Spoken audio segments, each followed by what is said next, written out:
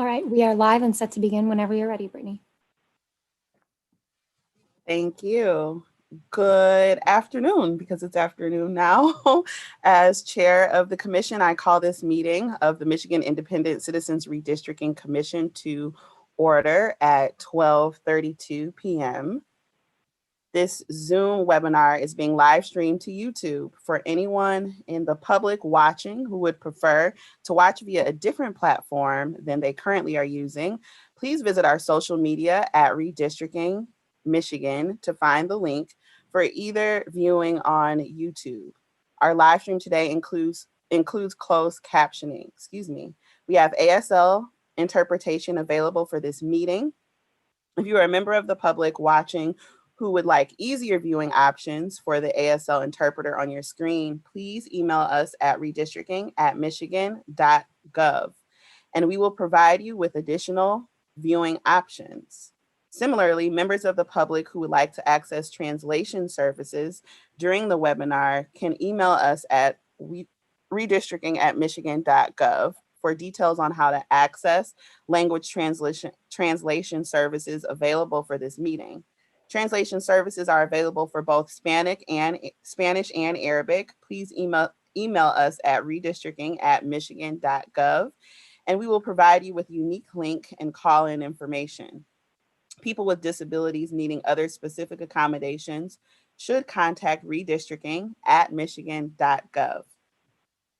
This meeting is being recorded and will be available at Redistricting. I think it's supposed to be redistrictingmichigan.org for viewing at a later date. This meeting is also being transcribed, and those transcriptions will be made available and posted on redistrictingmichigan.org, along with written public comment submissions. Members of the media who may have questions before, during, or after the meeting should direct those questions to Edward Woods III, Communications and Outreach Director for the Commission at woodse3@michigan.gov. And members of the media should have his contact information. Now we'll have the roll call. And for the purposes of the public watching and public record, I will turn to Department of State staff to take note of the commissioners present. Good afternoon, everyone. When I call your name, please unmute yourself and indicate where you are remotely attending the meeting from. Doug Clark. I'm present, and I'm remotely attending from Rochester Hills, Michigan. Juanita Curry. Present, and I'm remotely attending the meeting from Detroit, Michigan. Anthony Eade. Present, remotely attending from Detroit, Michigan. Brittany Kellum. Present and remotely attending from Detroit, Michigan. Rhonda Lang. Present, attending remotely from Reed City. Steve Lett. Cynthia Orton. Present, attending remotely from Battle Creek, Michigan. MC Rothhorn. Present, attending remotely from East Lansing, Michigan. Rebecca Zatella. Present, attending remotely from Wayne County, Michigan. Janice Villette. Present, attending remotely from Highland, Michigan. Aaron Wagner. Present, attending remotely from Charlotte, Michigan. Richard Weiss. Present, attending remotely from Saginaw, Michigan. Dustin Witches. Present, attending remotely from Ann Arbor, Michigan. 12 of 13 commissioners are present. There's a quorum. Thank you so much, Sally. And hello, commissioners. Now we'll move on. Hey, I like a good wave. We'll move on to the adoption of the agenda, assuming that we've all had time to review the agenda for today. Yes, Doug. I just want to mention that when we get down to future meetings and the future agenda items, I've got a number of items I want to discuss, which will take a few minutes. Okay.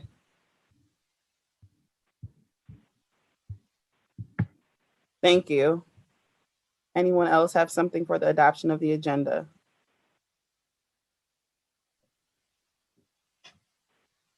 I'll move it be approved.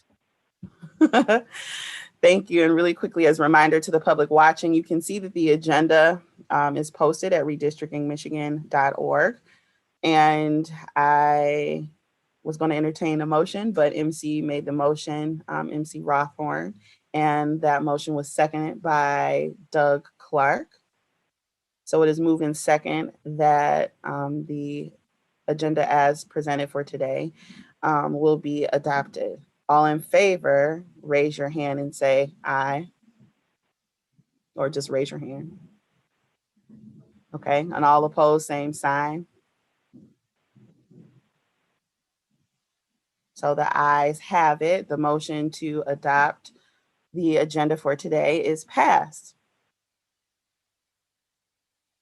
Then review and approval of our minutes.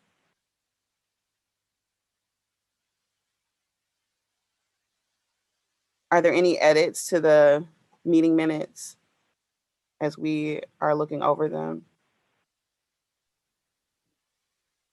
Not seeing any edits for the minutes, I would entertain a motion to approve the minutes from last week's meeting. So moved.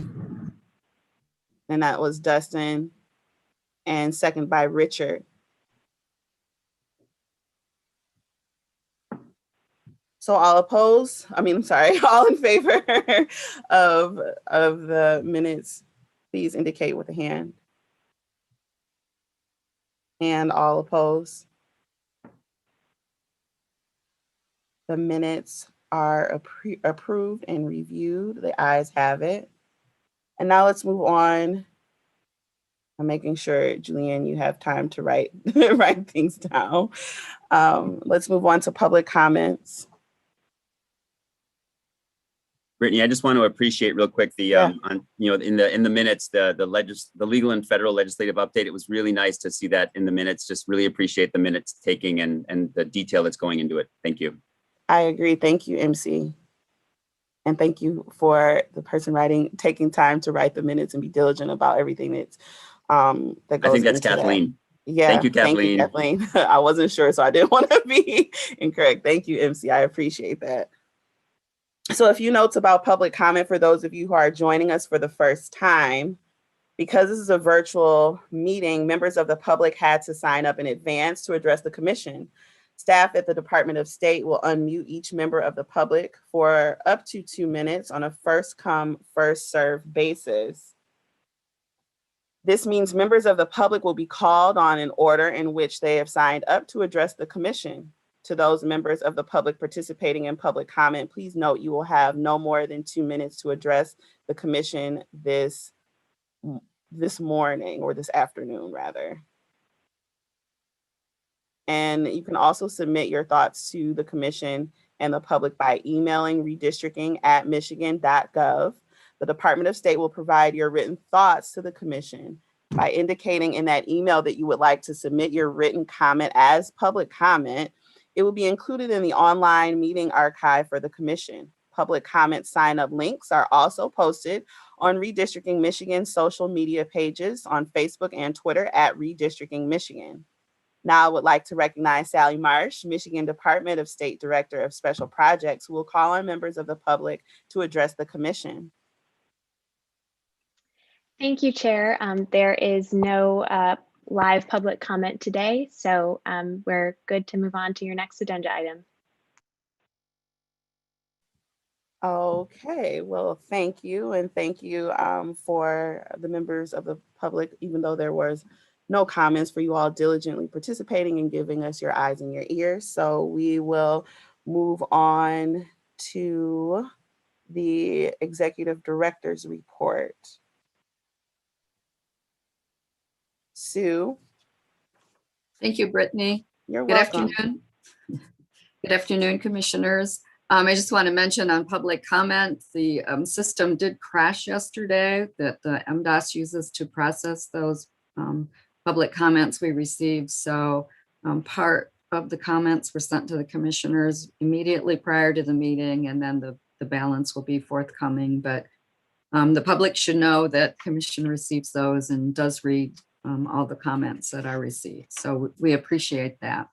And I appreciate the commissioners. Thank you for your continuing service on the commission and to our great state. After I changed the continuing education for the end of our agenda today, we extended our time for the meeting. So again, I want to apologize. I would prefer to have that at the very end of the meeting, but I didn't feel it was fair to our presenters to make a second change to the time we were asking them to be here. On the VRA Legal Counsel Committee, that would be chaired by Commissioner Zatella with additional members, Commissioners Eid, Clark, and Kellum. I will be sending out all of the proposals to you later on today or early first thing tomorrow morning. Of course, this will go to all commissioners and all are invited to sit in on the meeting, which will happen next Tuesday, the 30th at 8 a.m. So it'll run 8 to 9:30 next Tuesday. We do have a full agenda, so I'm going to get right to the icebreaker and ask you to share the title of one of your favorite books. And I'm going to start today with Erin. How about you starting for us? Anything by Ted Decker, but especially This Present Darkness. Okay, thank you. Anthony? I'll go with the Bible. Okay, thank you. I thought about that also. Rebecca?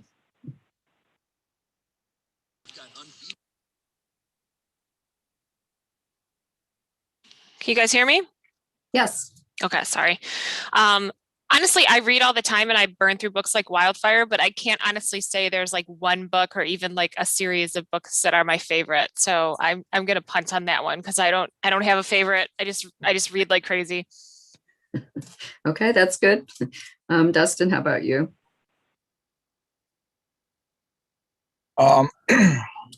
My favorite book is titled The Naked and the Dead by Norman Mailer. It's an excellent World War II fictitious rendition of real life events that happened to him. Okay, thank you. Juanita, how about you?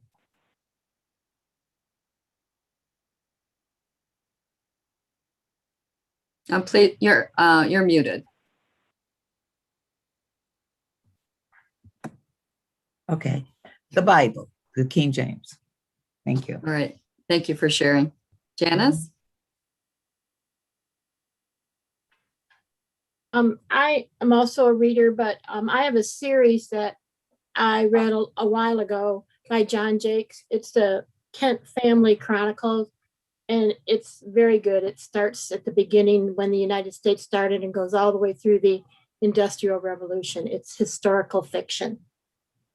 Okay, thank you. MC?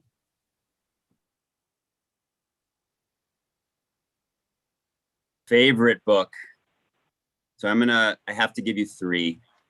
Okay. Because I was a stay-at-home dad for a long time, and it still is, sort of my password. Like, do you have a favorite book? And those password prompts. It's Jamberry by Bruce Deegan. It's a children's book, but it's fantastic. I love it. And then I would go with I think James Baldwin is one of my favorites, and he's got I think The Fire Next Time is probably that one that also talks about, he's writing to his nephew. So it's sort of that children's perspective or the young person's perspective. And then the last book that I love the title and I love her writing. It's Bell Hooks, that's her pen name, but the title is called All About Love. Okay, thank you for sharing. Brittany, how about one of your favorites or 2 or 3?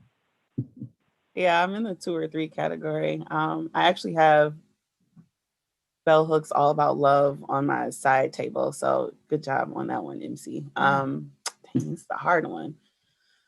To Kill a Mockingbird is like my all-time classic. And I also like any book that is about women's or children's rights or justice. So I'm constantly consuming books by educators. The Body Keeps Score. That's about trauma and how it's housed in our bodies and our minds. That's a good one. And then Chicka Chicka Boom Boom is always my favorite. That's it's a childhood book about, the alphabet, really learning the alphabet, but it comes with this really poppy song. And I still say it in my head to this day because my mom read that to me all the time. A told B and B told C, I'll meet you to the top of C. So I could just really go in on Chicka Chicka Boom Boom. That's a good one. Thanks, Brittany. We'll all practice later. Okay. I'll leave. Cynthia, do you have a book or two you'd like to share? I do have a lot of favorite books, but one that might be an all-time favorite, besides the Bible, I suppose, is The Secret Garden. I really like that one. Okay, thank you for sharing. Richard? I guess I have two that I've read quite a while ago. One was Project Blue Book, and the other one was Chariot of the Gods.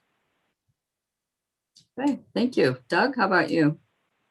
Well, I'm really into American history, and my favorite book, which is really fictional history, is Gone with the Wind. I think it gives us a good depiction of what the Old South was like, and as we compare it to today, how we've transitioned from that. Okay, thank you. Edward, how about you?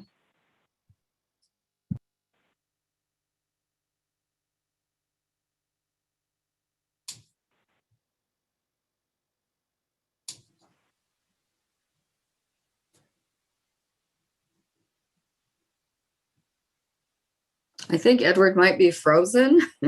We'll move on to Julianne. Thank you. So good afternoon, commissioners. I will take liberty and pick an adult favorite book is Always Mila 18 by Leon Uris. And my favorite children's book is Don't Let the Pigeon Drive the Bus. So those would be my two. Okay, I think Edward might have lost us. He's probably logging back in. So I will just go ahead and say Simon Sinek. And I love his book, Start With Why. I think that's, everything that we do, we need to start with why we're doing what we're doing. And also the last one of his I read is Leaders Eat Last. So I love his work. I love his philosophy, and his TED Talks are great. So that would be it for the icebreakers. And I thank everybody, and we'll turn it back to Brittany. Thank you so much, Sue. That was fun. I enjoyed hearing other people's book suggestions for sure. So let's move on to the Michigan Department of State updates, if there are any. And if there are, and Edward is back also. So hi, Edward, coming back. But Sally, would love to hear the report from the NDOS. And thank you, Madam Chair. No updates today, but looking forward to seeing you all next week. Thank you, Sally. Okay, well, moving on to any unfinished business. The first item under our unfinished business is the Census data and dates for relief request to Michigan Supreme Court resolution. And that will be brought to us by General Counsel Pastula. Thank you again, Madam Chair, and good afternoon, members of the commission. I indicated on March 5th, when the MICRC authorized the joint filing for relief of the November 1st deadline, that I would be bringing back proposed dates for extended deadlines for the MICRC to include in the petition. Today, I'm presenting those proposed dates and requesting that the MICRC adopt a resolution to select either option 1 or option 2. These options were presented in a memorandum dated March 23rd, which is available to the public on the MICRC website. Option 1 provides 61 days after receipt of the census data on September 30th, or option 2 would provide 72 days after the September 30th receipt of census data. These options reflect a balanced compromise between the MICRC and the Bureau of Elections to conduct their work.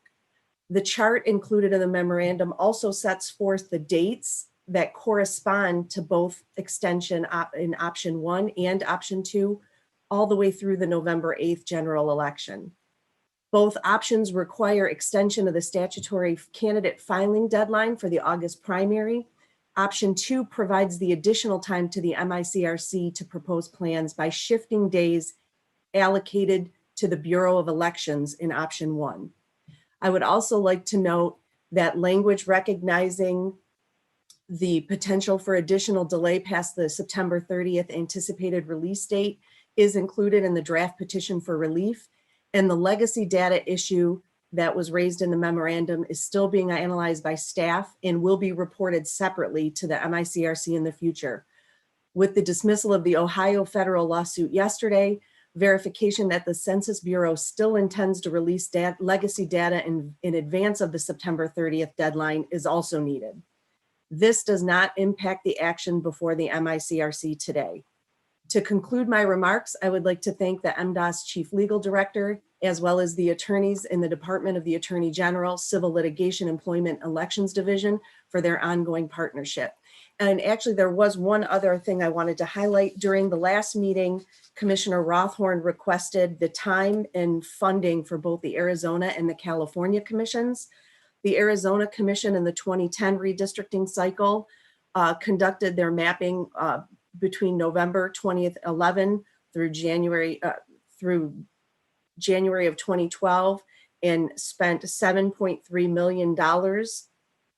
In California's redistricting cycle of 2010, they performed the bulk of their mapping in the 2-month period between June 10th and the end of July in 2011. And the maps were adopted in August 2011. Their total budget was $13.7 million, 10.5 of which was state funding and 3.5 of which was from the James Irvine Foundation. Thank you, Madam Chair. I'm available to respond to questions, and I look forward to receiving formal direction from the MICRC on the proposed dates. Thank you, Julianne. I'm going to have Rebecca facilitate discussion and questions, if you don't mind, Rebecca. Oh, not at all. Let me see. I see Doug's hand up. So Doug, why don't you go ahead? Yeah, I took some time yesterday and reviewed these dates, and basically we're talking about 10 days difference between the two for the amount of work that we've got to do. And once we get down to the filing deadline on May 14th, all the dates are static at that point. So I'd like to, based on that, I think we need a little bit more time available to us. Based on that, I'd like to put a motion forward that we direct Julianne to pursue option 2 as we move forward under the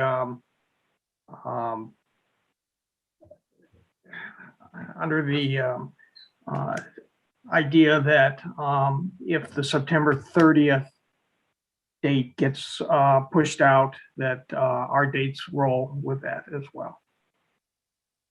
So I'd like to put that forward as a motion. I see Juanita's hand up.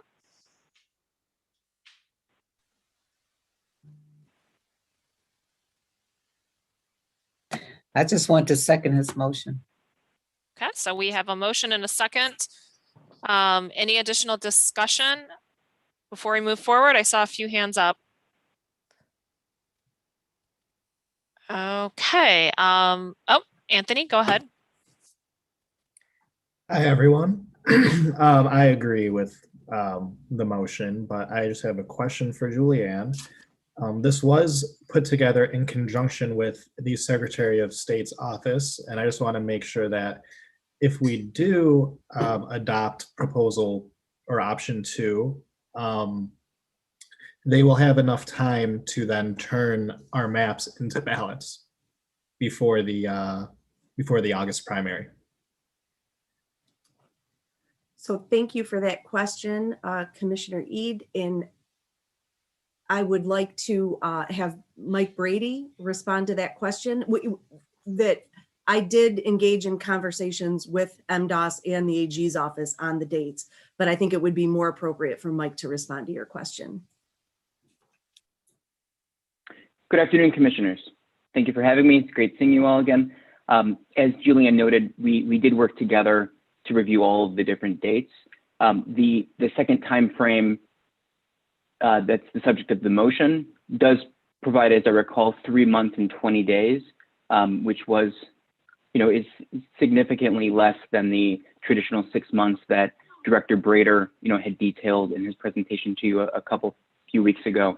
That said, we're committed to making sure that this commission has as much time as you need, and we're reviewing everything on our end to see how we can streamline the process, both for those things that are the core responsibility of the Bureau of Elections, but also the active back and forth that exists during that time frame between the Bureau and the 1,600 or so clerks around the state in the process of updating the QB Act.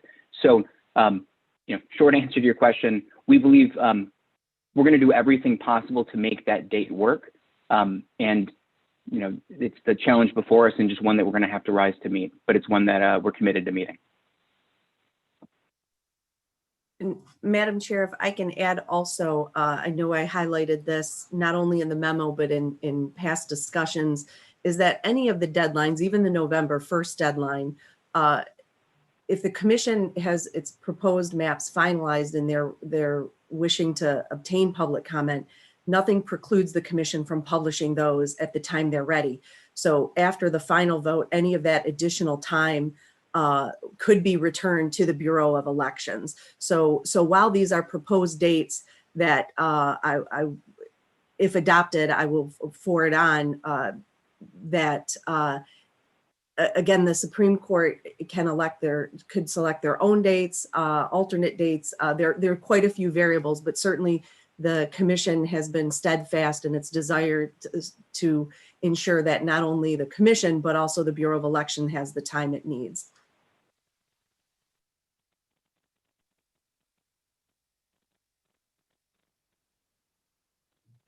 I guess I would just appreciate that that you all did that and that they're taking the hit, so to speak, that we're having a little extra time and that, the Bureau of Elections is giving us that. Really appreciate that, and we'll do our best to get it done quickly.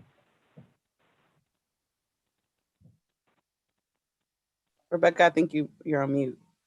Oh, I'm sorry. We have a motion on the floor from Commissioner Clark, seconded by Commissioner Curry to approve option 2, which was submitted to us by General Counsel Pastula. I think we're ready to vote at this point because I don't see anybody else wanting to comment. So anyone in favor, please raise your hand to represent that you are in favor of the motion. So I see 1, 2, 3. Okay, anyone opposed, please raise your hand. Okay, the motion passes. Back to you, Ms. Callum. I know, I almost want to say in the newsroom. Sorry, just my sense of humor is really zany, you all. So thank you, Rebecca, for handling that piece of our unfinished business. We'll now move on to public hearing locations and times.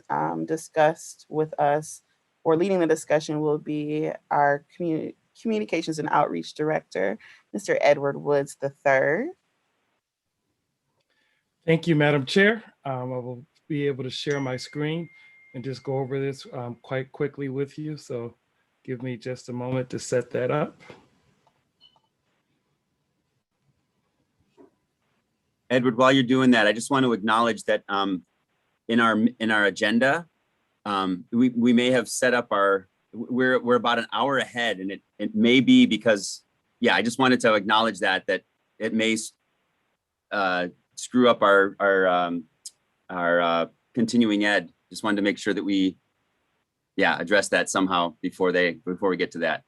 I'm glad you raised that. I was going to let Edward go and then kind of bring Sally into the fold because this is more than just our 10-minute break that's after this. It'd be like an hour, like go to lunch or something, whatever. Okay, Edward, you have the floor. Thank you so much. I want to thank commissioners for taking my call and sharing your availability of the dates for our public hearings discussion. Just have to go over just a couple of things just to kind of make sure that we're all on the same page. The logistics, when we're going out on the public hearings, we're treating this like a multimedia campaign to talk about redistricting and inform people. And so the reason why I was asking for your availability is because we have a tremendous amount of statewide partners who are willing to partner with us and schedule forums, schedule informal meetings so that we can get the word out about redistricting. And so knowing your availability allows me to set up these meetings and to make sure we don't overbook ourselves or overpromise and underdeliver. So thank you for sharing that. One of the things that we need to talk about is to set times for public hearings. As you know, we want to accommodate people regardless of when they work, first, second, or third shift. So what would be the appropriate times? When we shared the public hearings, we took into consideration, travel days, making sure we're not doing too much. People have different schedules. And so just want to make sure when we look at the times and we're assigning the facilities that the times are accurate and correct. So that is something that's important. We need to also address some conflicts with facilities. A couple of the facilities that we wanted are vaccination centers, and they're not able to meet on selected days. So facilities and seeing what our options are.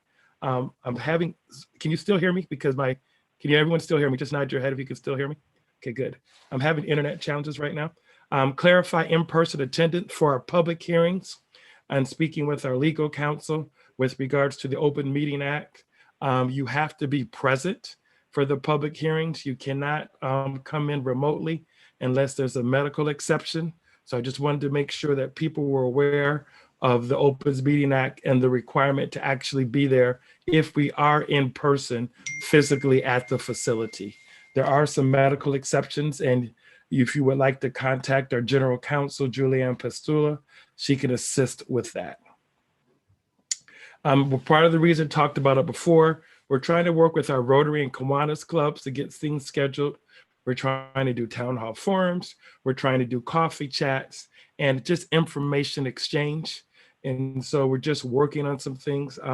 I reached out to Centerville. Centerville has the largest Amish community in the state of Michigan, and just trying to touch bases with that. We have a meeting tomorrow, making sure we have Native Americans included with the Michigan Department of Civil Rights. So we have a robust list of about 35 statewide organizations that we're trying to make sure we're leaving no stone unturned in terms of getting a broad perspective and addressing the communities of interest. So I just wanted to share that with you. Madam Chair, I would welcome a discussion just to see what times the commissioners would feel would be the best for the public hearings, so we can accommodate people that work on different shifts. Would be very helpful to me before we start. Facilities for the most part that we have on our list are being held, but obviously I don't want to sign anything until we're all on the same page about the times for these public hearings. So I'll turn it back to you. Thank you, Edward. I will open up the floor to any discussion and suggestions on times. Rebecca, if you don't mind leading, you can lead the discussion like we did. Yeah, for the that's last fine. item. Okay. So Commissioner Clark, I see you have your hand raised. I do. Two items. Let me address the facilities issue first. Facilities in some of these towns are in high demand that we've identified for the public forums. And it kind of puts a lack of flexibility on Edward based on how we define the cities. So I would like to suggest that as a motion that we give Edward some flexibility if he cannot get a suitable facility in one of the items or in one of these cities that we've identified for the public forums, and we give him the flexibility to pursue getting a facility in an adjacent town and without coming back to the commission. So I'd like to put that forward as a motion and get any discussion on that. Okay, do we have anybody willing to second that motion? Cynthia, I see you have your hand raised. Okay, so we have a motion by Doug and a second by Cynthia. Any discussion? No hands raised. Okay, Commissioner Weiss, I noticed you had your hand raised before. Do you have discussion on a separate point or? Yes, after we're done with Mr. Clark's, please. Okay, so Commissioner Clark, could you re-summarize that motion for me again, just make sure I have it correct? I just want to be clear that I have it precisely right, that you want to give Edward the discussion on the dates and times and locations without having to come back to the commission. Is that accurate? Not the dates and times, but the flexibility on the facilities themselves. Okay. And that he has the ability to change the location to an adjacent town. Okay. All right. So we have a motion on the floor by Commissioner Clark, which was seconded by Commissioner Orton with respect to giving Edward flexibility with respect to venue locations without having to return to the commissions. All in favor, please raise your hands. 2, 3, 4. Okay. All opposed, same sign. The motion carries. Richard, did you want to offer your comments at this point? I guess the only comment I was wondering, when we're booking a venue, like say Gaylord's first on the list here, May 4th, and the discussion I was thinking about time. Now, if we book one of these venues, do we have it like for so many hours, or would we have it for the day? Which if we had it for the day, that means you could have a meeting sometime in the morning and maybe one later in the afternoon to cover the different shifts of people that work. I just wondered if that was a possibility, or how's that going to work when we book a venue? Thank you. Sure. Because of our technology needs and things, most of this stuff will be set up the day before because we're going to have to test it and make sure it actually works. And so we'll have the facility for the day is how we're looking at booking it in terms of doing it that way, because with all the technology and the requirements that we have because of COVID and setting things up, we'll have it for the day. I just need to make sure, I'm giving the times right, because there'll be staff there that will be making sure bathrooms are clean, sanitization takes place between breaks, just a whole lot of details that are happening when we're not meeting to make sure that we comply with the guidelines in place at the time with regards to COVID. Okay. Any other comments? Juanita, go ahead. Yes, I have a question. I'm not sure where some of these meetings are, but if they're over 2 hours away or more, do we spend the night there first? And I know it's not, this is just my question for the different meetings that are coming up. If they're over 2 hours drive or 3 hours drive, do we spend the night? How do we do that so we know? Yes, you'll be spending the night, you'll have meals. And so once I get these times, you'll get what's called an itinerary schedule so that you know your travel dates based on your availability. You'll know what interviews you're doing, whether they're radio, television, in person or not. You'll know the coffee chats, the Rotary stuff, all of that will be based in an itinerary. But yes, you will be able to stay in a hotel for those that, that would like to. Some of you have work responsibilities. We understand that and may have to come back home. But yes, that will be definitely made available to you. Thank you.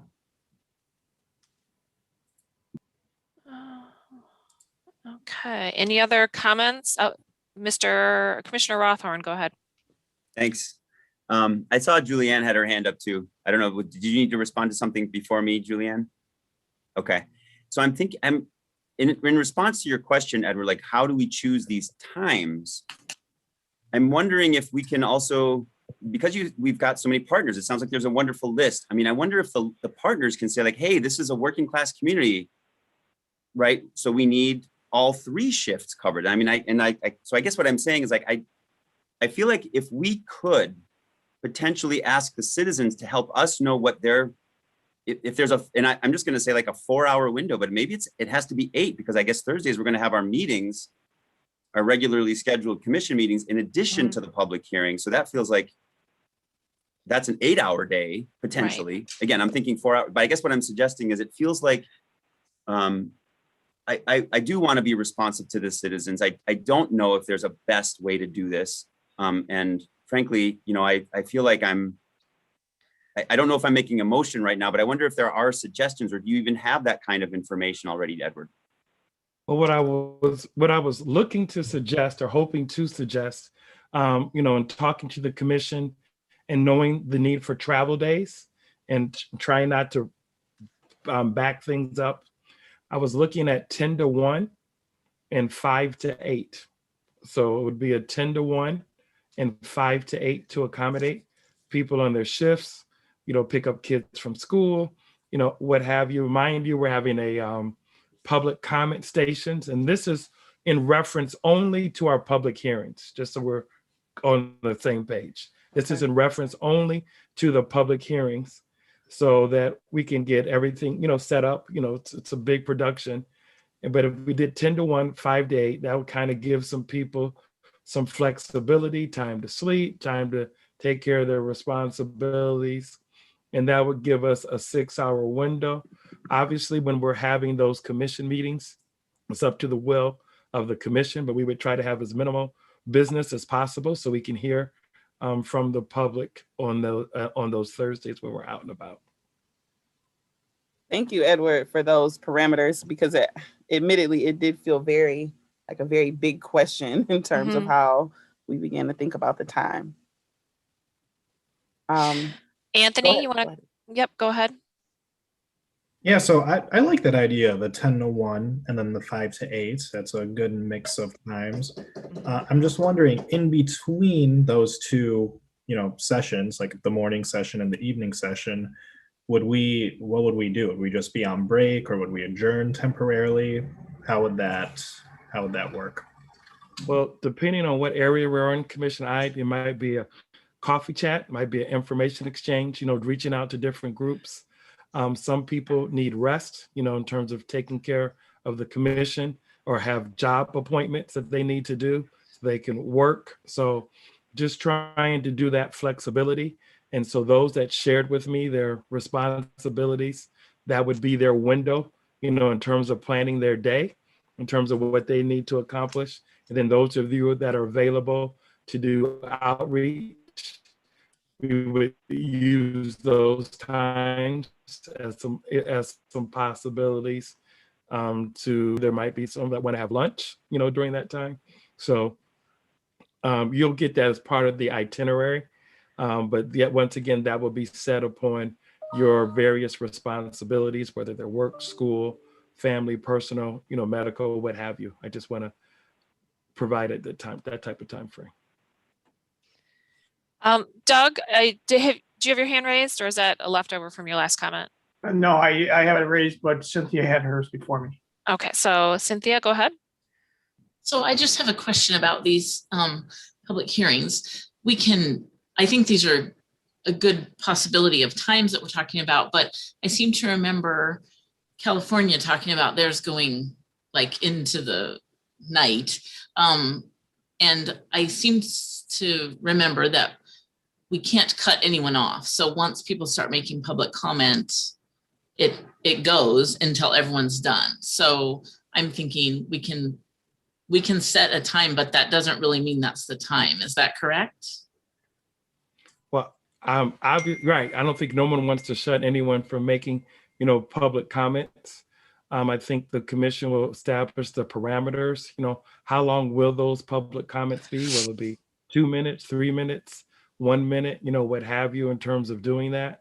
But no, we would definitely not want to shut anyone off from making public comments. It's just trying to establish some parameters. Some people may not be able to wait.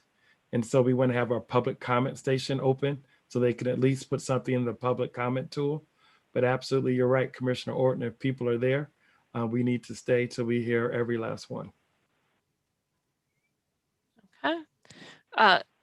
Go ahead, Julianne.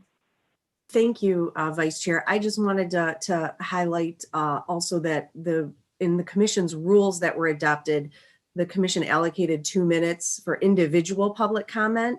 Again, that can be amended if necessary prior to the start of public comment. But if we had a very robust attendance at a meeting, we wouldn't be able to alter those times midway through public comment. So not only can we not provide it, we have to provide it in an equitable fashion. I just wanted to highlight that. In the other note that I just wanted to highlight, when Edward was speaking about people needing to attend in person, the public hearings, that was again relative to the commissioners, unless there was one of the qualifying exemptions. Members of the public will be able to attend virtually or in person. And I think that's an important distinction, again, to encourage statewide participation in the process. Thank you. Okay. Doug, why don't you go ahead with your comment? Yeah, I just want to give you my point of view on the times. My personal opinion is, and people may look at this as a little insensitive, but that we should just do it at night for one session during the day, like starting at 6 and going through the night. If people work different shifts, I mean, they have the ability to have their spouse or their neighbor or whoever come and give their comments for them. So that's my point of view toward it. And it shouldn't be an all-day thing for each of these public hearings. I yield back. Okay. MC? I wonder, I'm thinking about the question that Cynthia asked regarding going as long as we need to, but I'm recognizing that when we're doing these meetings, these Zoom meetings, right, we have a hard cutoff time because of the staff that are required, and I'm imagining contracts. And so I'm also trying to, is there a difference? Like, would it be different if we were on the road, or would we still have that limitation and trying to respect, so many of the staff that are doing this, right, also have lives, et cetera. So I guess I'm just wondering if that's really true, that we would not cut it off if there's still public comment. Do we know? Or does that remain to be seen because of the live stream? And we can let that comment sit. Maybe Sally, yeah. Down here. Thank you for the question, Commissioner Rothhorn. Just thought I'd jump in quickly to answer that.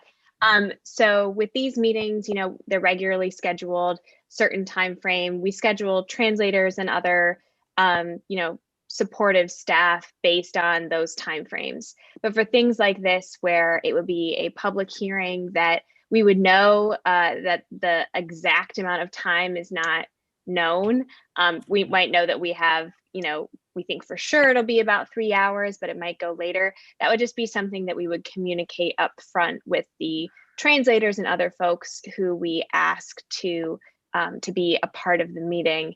That's how other bodies that the Department of State and other agencies support have done those types of things in the past, because, as you said, you can't cut off public comment. And what I'd also say is, although it's not ideal, you could still continue the meeting even if the translator, is no longer able to stay on for any reason, right? But we would address that up front in booking and other things to try to minimize that as much as possible. That's really helpful. Thank you. And it makes me feel like, okay, well, maybe we do want to make sure if there are people who need translation services that we prioritize them in the beginning and not have to wait till the end, and that just be a criteria that we sort of look for. Thank you. Yeah. Any other comments? Go ahead, Anthony. So I think Doug brought up a good point about practicality and feasibility about, what we're going to be able to do.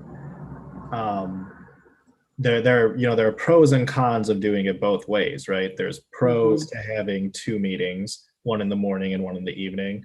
That pro is that we will be able to accommodate more people. The big con is that it might be less feasible. So I also think that's something we should take some time to think about.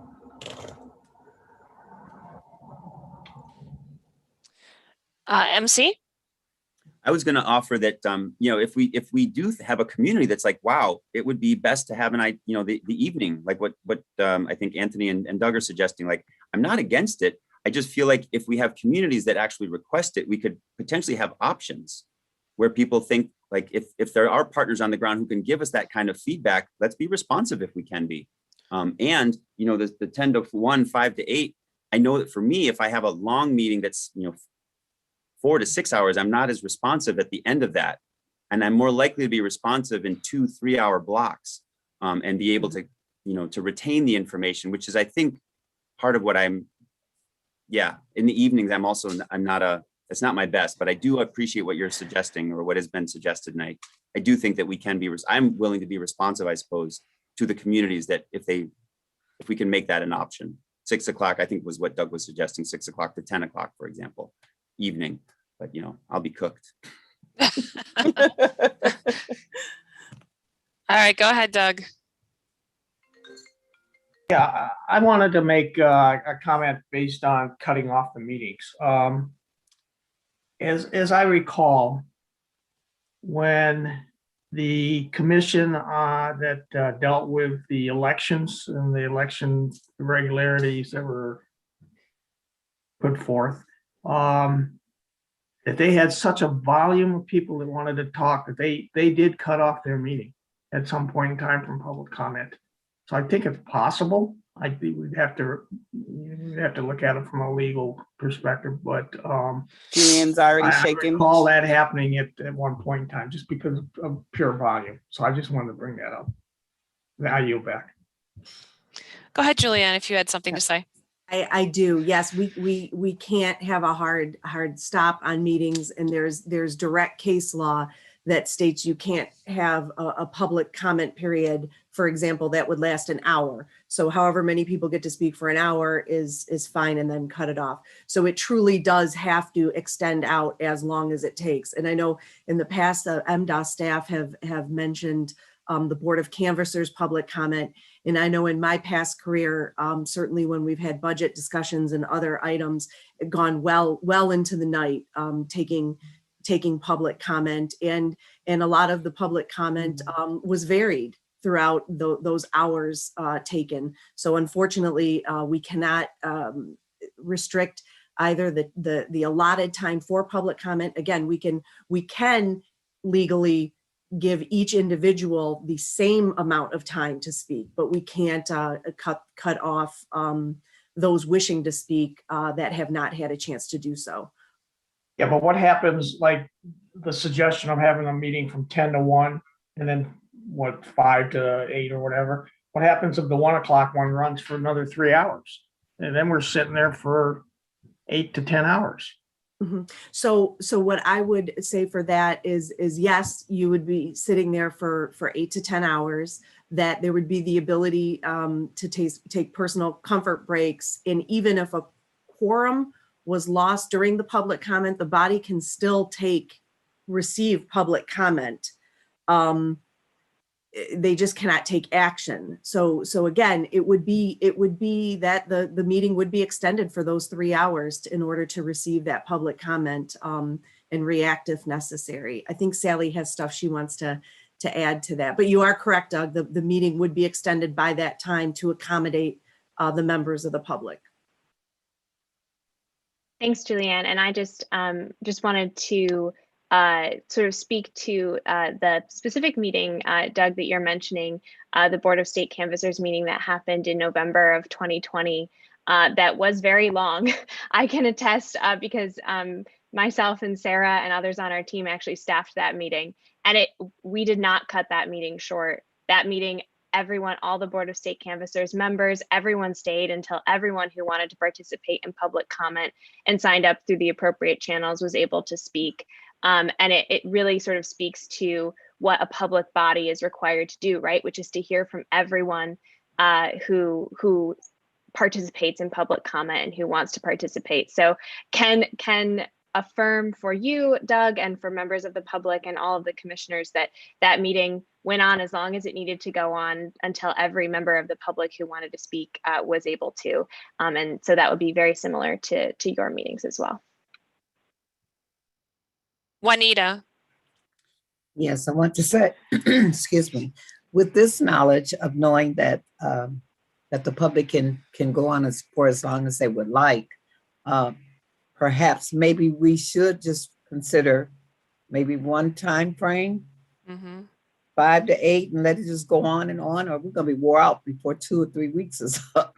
Yeah. That's what I was kind of, I know I've been quiet, but it's because I've been doing a lot of back and forth in my head in terms of what are the benefits of, chopping it up like that, 10 to 1 and then the latter time. However, then we get into the question of what Doug just raised. If that 1 o'clock, if we get robust, participation in that earlier time, then that means we're extending. And I care about the work that we have to do. I also care about like our physical and mental stamina, especially having traveled and being there. So I'm leaning towards one time slot. That's where my thinking is right now. But sorry, I know that I kind of hijacked the conversation. I did not raise my hand at all. Okay, Edward, and then we have Janice, and then Anthony. Part of the reason, another reason for the time frame is to address our seniors and those who may have hard time getting onto the internet. As our general counsel shared before, they can get on at different times, but usually that 10 to 1 is expected to be a little bit of a slower time.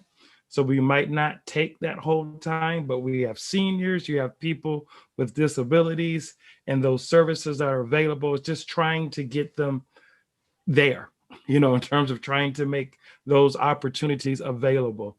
And so that's why you see the 2 separate times that are being suggested.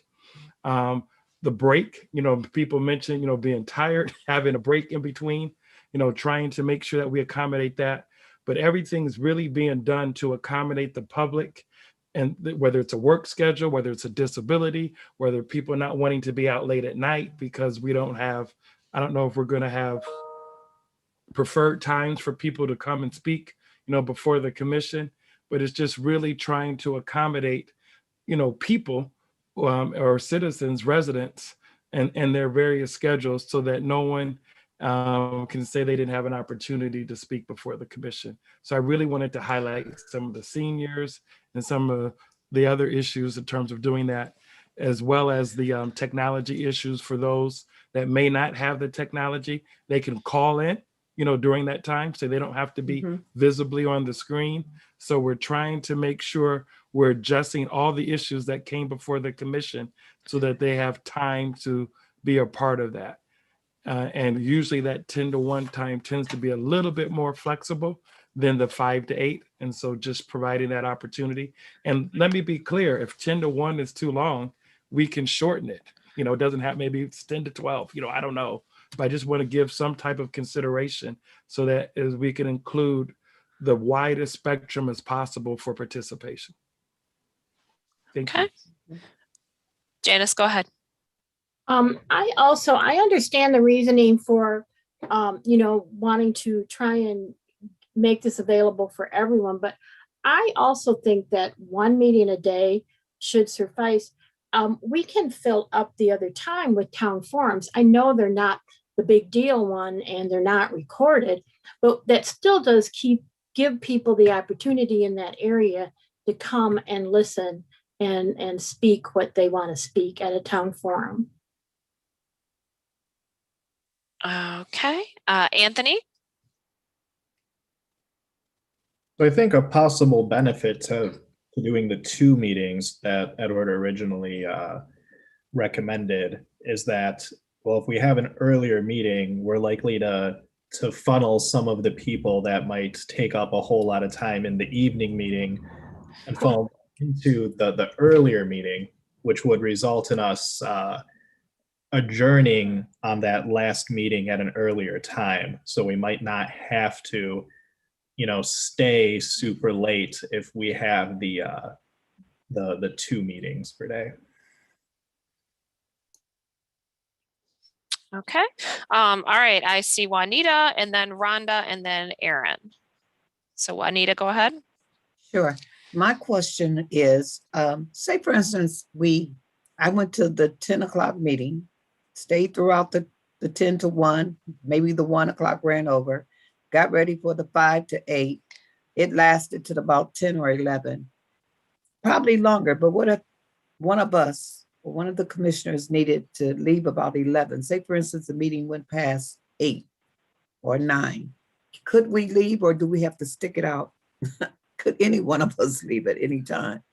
That's just a question. If we've stayed all day throughout meetings. Just a question. I mean, I think as long as we still have a quorum, we would be allowed to continue, but Julianne, I'd like you to weigh in on that one.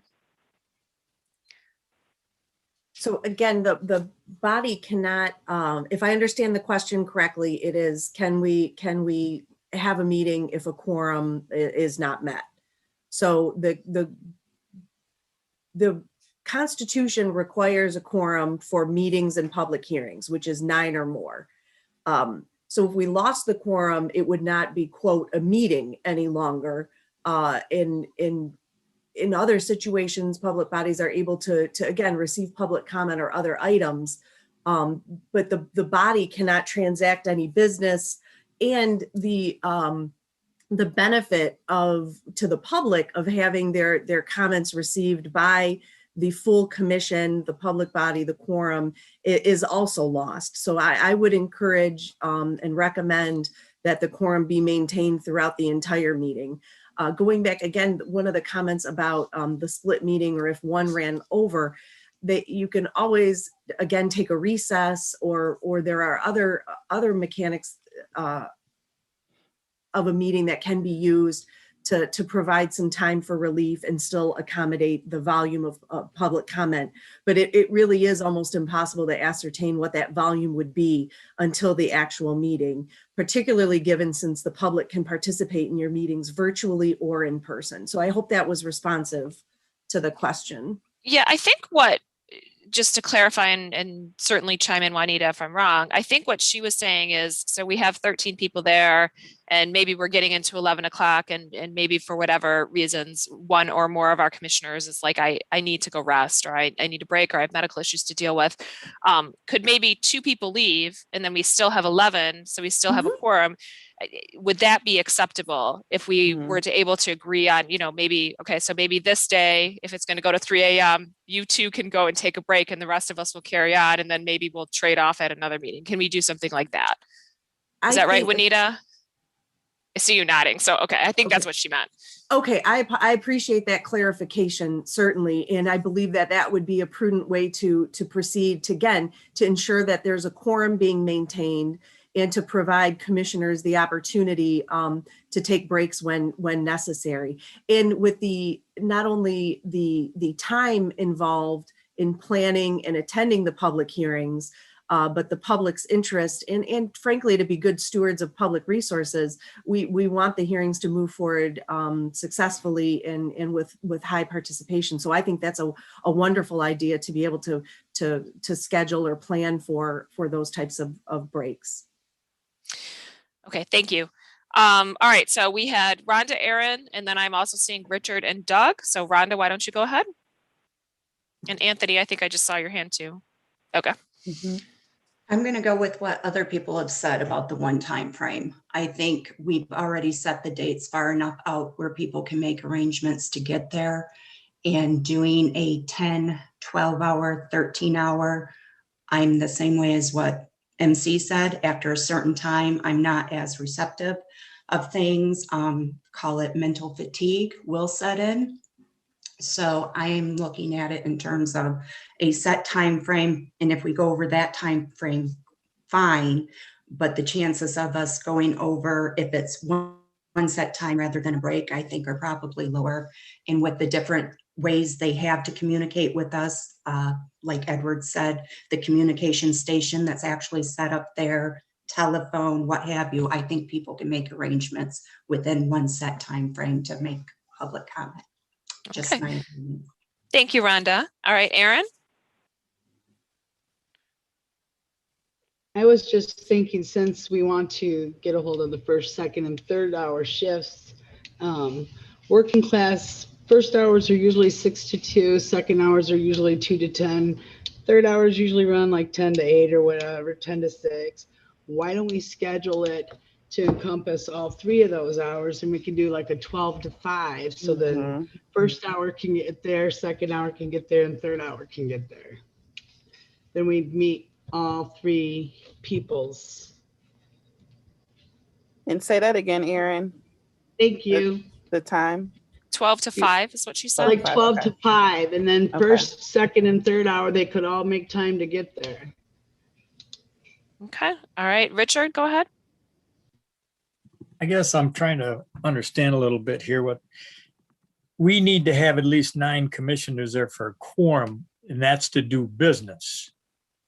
But we're not really going to be doing business per se, other than listening to individuals' comments of what they'd like to see us do. So is it that, I don't want to say not important, to have, if somebody has to leave and it would drop below the quorum, would that be a problem?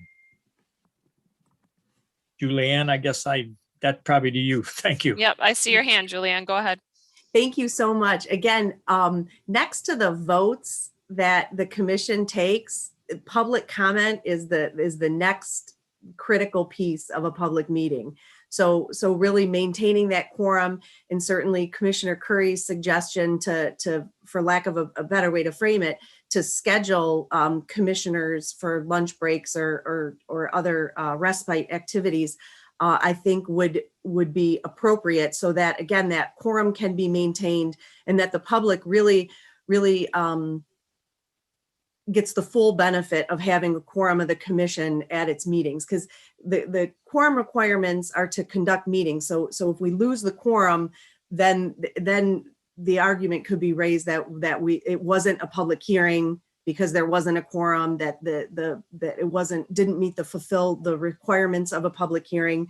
So that quorum really must be maintained during the public hearings. And I think scheduling breaks is an appropriate way to make sure that that the commissioner's comfort is maintained, and that the public's ability to address a quorum of the commission is also maintained. Again, because public comment is just the most critical piece. And I know we're all excited to engage the public and hear from them directly. Okay, Doug, you want to go ahead? Yes, I'd like to put a motion forward that we have one session per public hearing, and that session starts at 6 p.m. Okay, do I have a second out there? Dustin, I see you seconding it. So we have a motion to have one session per day on our hearing dates that have already been established, starting at, you said 6 p.m. Do we want to have any discussion on that motion? Would there be proposed ending? I'm sorry, go ahead. Yeah, is our proposed ending, Doug, or just as long as it goes? As long as it goes. I think that's what the requirement is.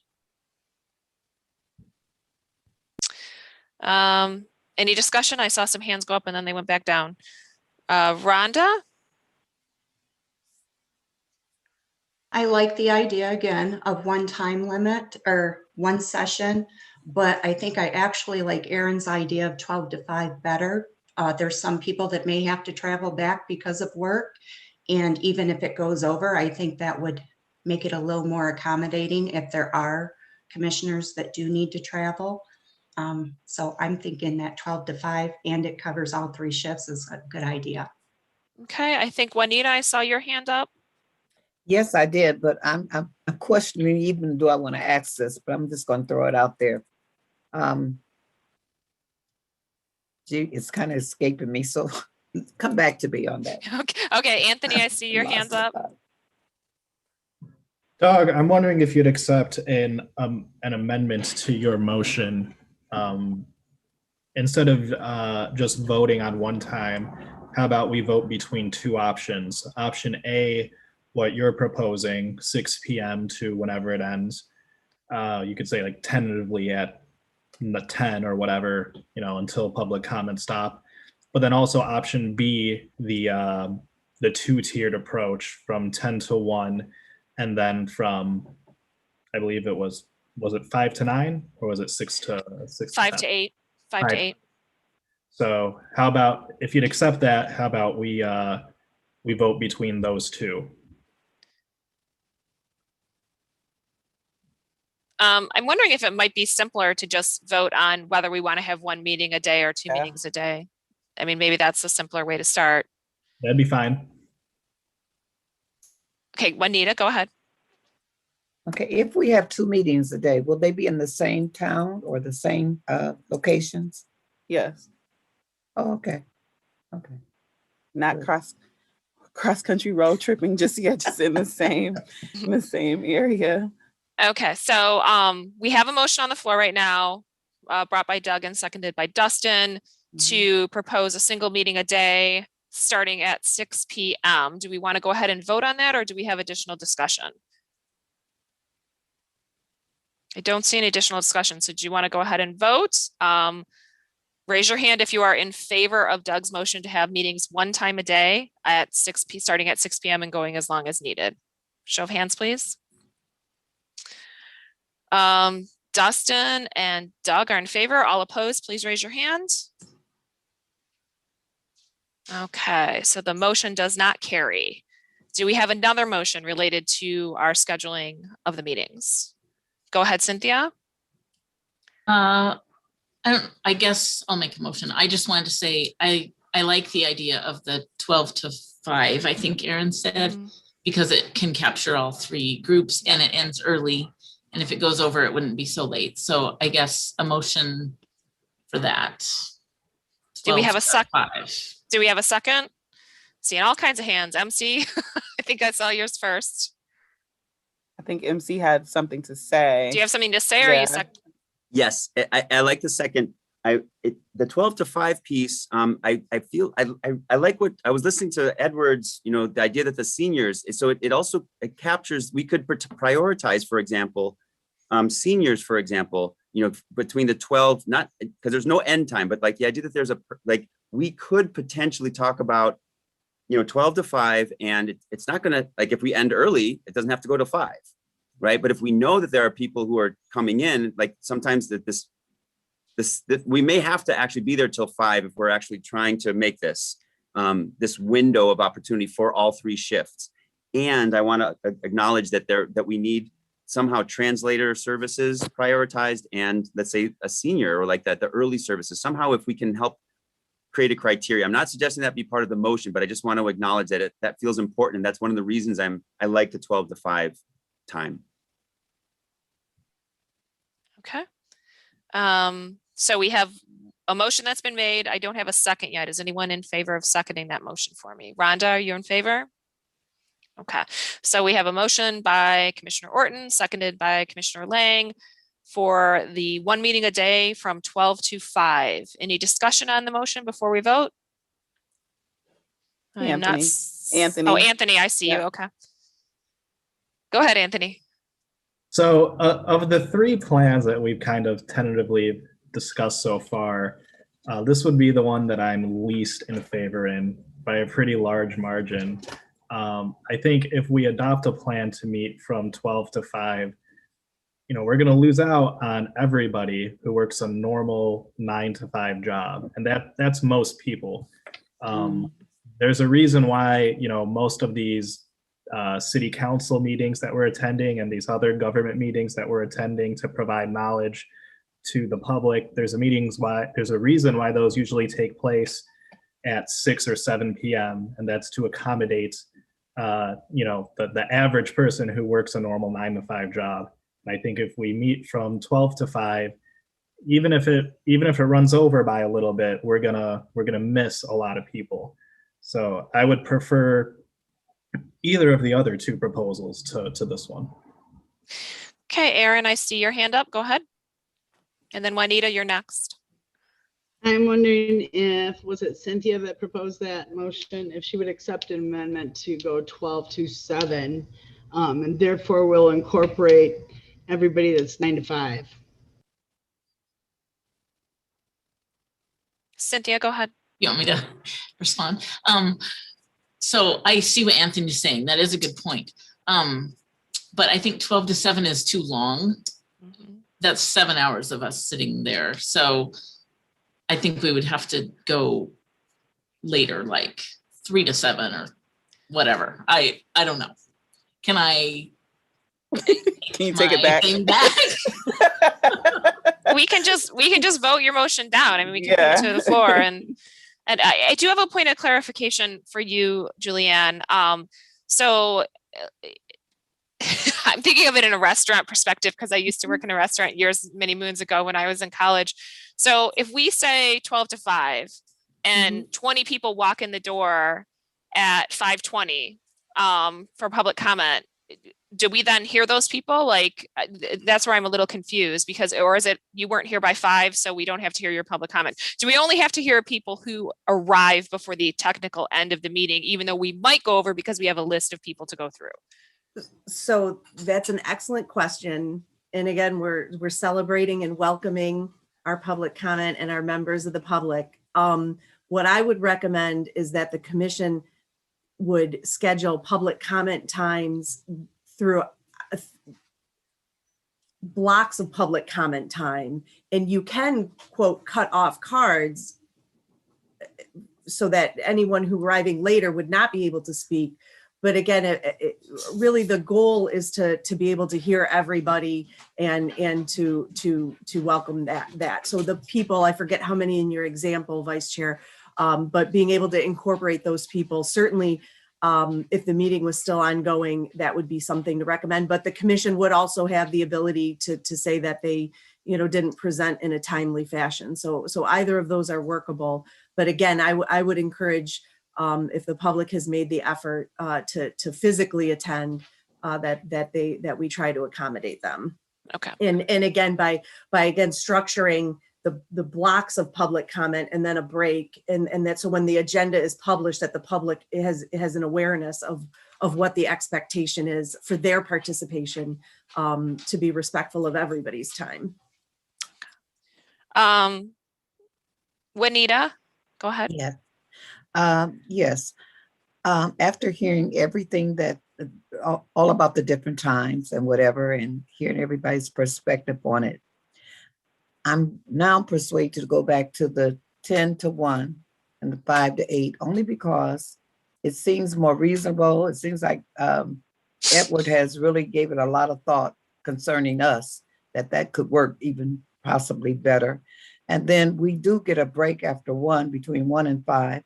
And most of us get up before 10. So I kind of like that now after hearing the other proposals for the different times.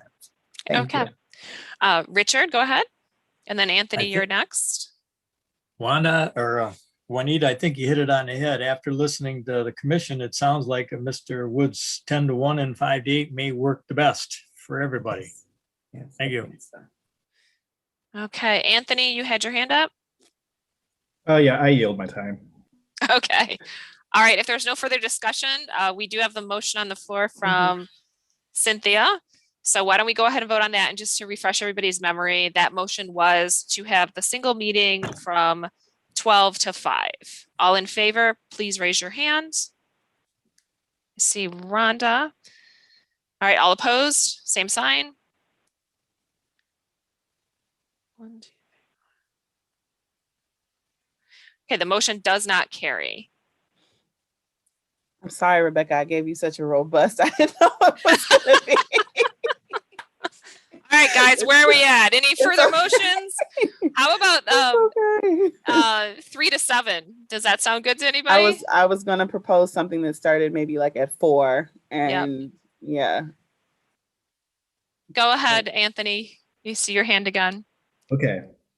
I'd like to make a motion between 2 options, like I said before. And I think that if we vote one way or another, we can figure it out from there. So option A is Edward's original recommendation of 10 to 1 and then a break, and then 6 to 9. It was 6 to 9, right? So 5 to 8. 5 to 8. 5 to 8. So 10 to 1 and 5 to 8. That's option A. Option B is Doug's motion that we voted down a second ago. Now, I think deciding between these two motions will bring clarification on what is going on. Everyone's leaning. So Doug's motion was 6 p.m. with no limit, correct? Yes. Yes. Okay. Can we get a second on that motion? I don't see anyone. Oh, Doug is. Okay. All right. So we have a motion from Commissioner Eid, seconded by Commissioner Clark, to have option 1, which is to go with Edward's original proposal, which is 1 meeting from 10 to 1 and a second meeting from 5 to 8. Option 2 is Commissioner Clark's proposal, which is a meeting starting at 6 p.m., a single meeting per day. So Julianne, can you just keep me honest? Can I do radio voting where it's if you're in favor of? Okay, so I wouldn't recommend it, Madam Vice Chair. I would recommend a roll call vote if you're going between two options. Okay, so can we have a roll call vote then? Sally, can you take over for us on that? And you would be indicating whether you're in favor of option 1, which is twice a day proposed by Edward, or option 2, which is Doug's proposal of once a day starting at 6. Thank you, commissioners. All right, I will be going in alphabetical order by last name, starting later down on the list from previous meetings. So I will start with Rhonda Lang. Option 2. Which is option 2? Cynthia Orton.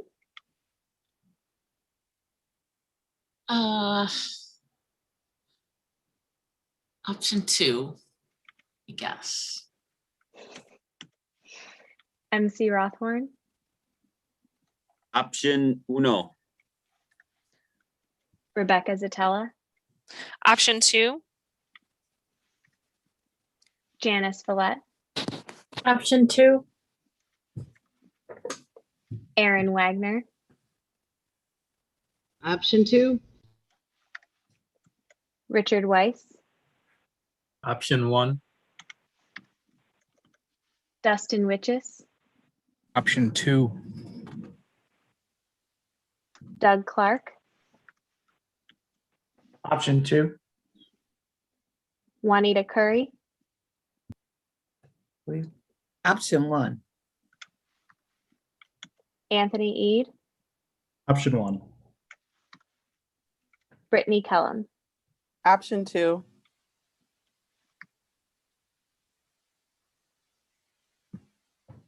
I have 8 in favor of option 2. What is option 2? Can you say the option? Starting at 6 p.m. Starting at 6 p.m. 6 p.m. So then the motion carries, correct, Julianne? We had 8? Correct. Yep. Correct. Okay. All right, motion carries for 6 p.m., 1 meeting at 6 p.m. Cynthia, you had a comment? I have a question.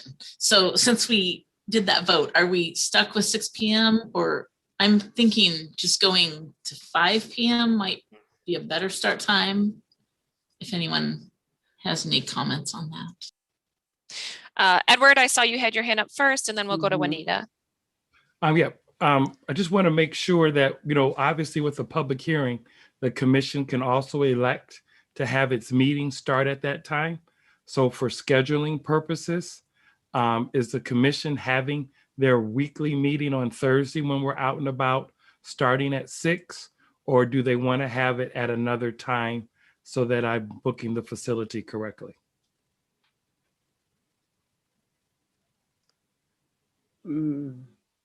Maybe we should answer the first thing first, which was if we want to stick to the 6 o'clock time, and then that would give you a guide for your question of mirroring our meeting times with the public hearing. Does that make sense?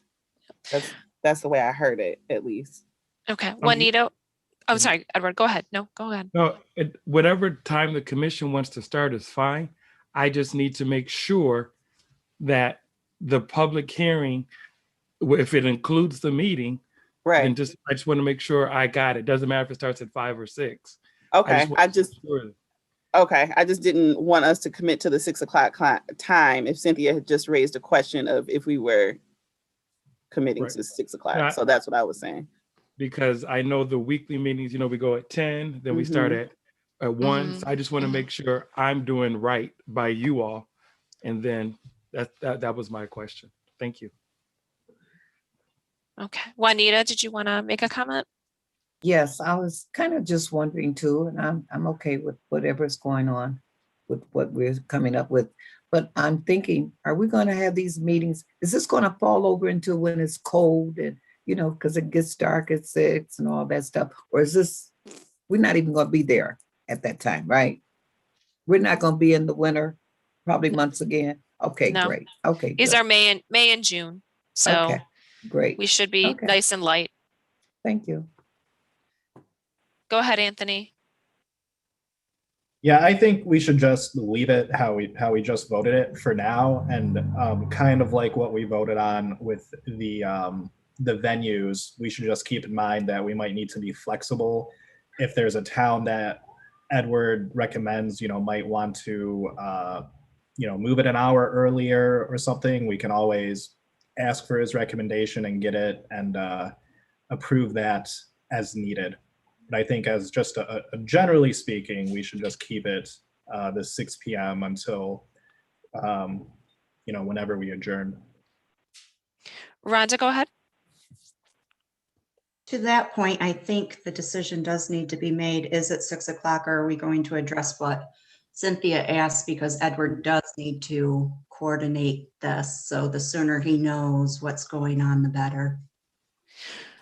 I also have a concern with, I think Edward's raising a very valid point about the commission meetings. Or if we're going to have a commission meeting starting at 6, I mean, our commissions, as we are seeing right now, meetings tend to go a little long. If we spend 3 hours on a commission meeting and have public comment at the end, then I guarantee you we're going to be having public comment till 1 a.m. So maybe the better way to go would be to have maybe our commission meetings before. So maybe commission meetings from 4 to 6, and then open up our public hearing for public comment. Just a suggestion.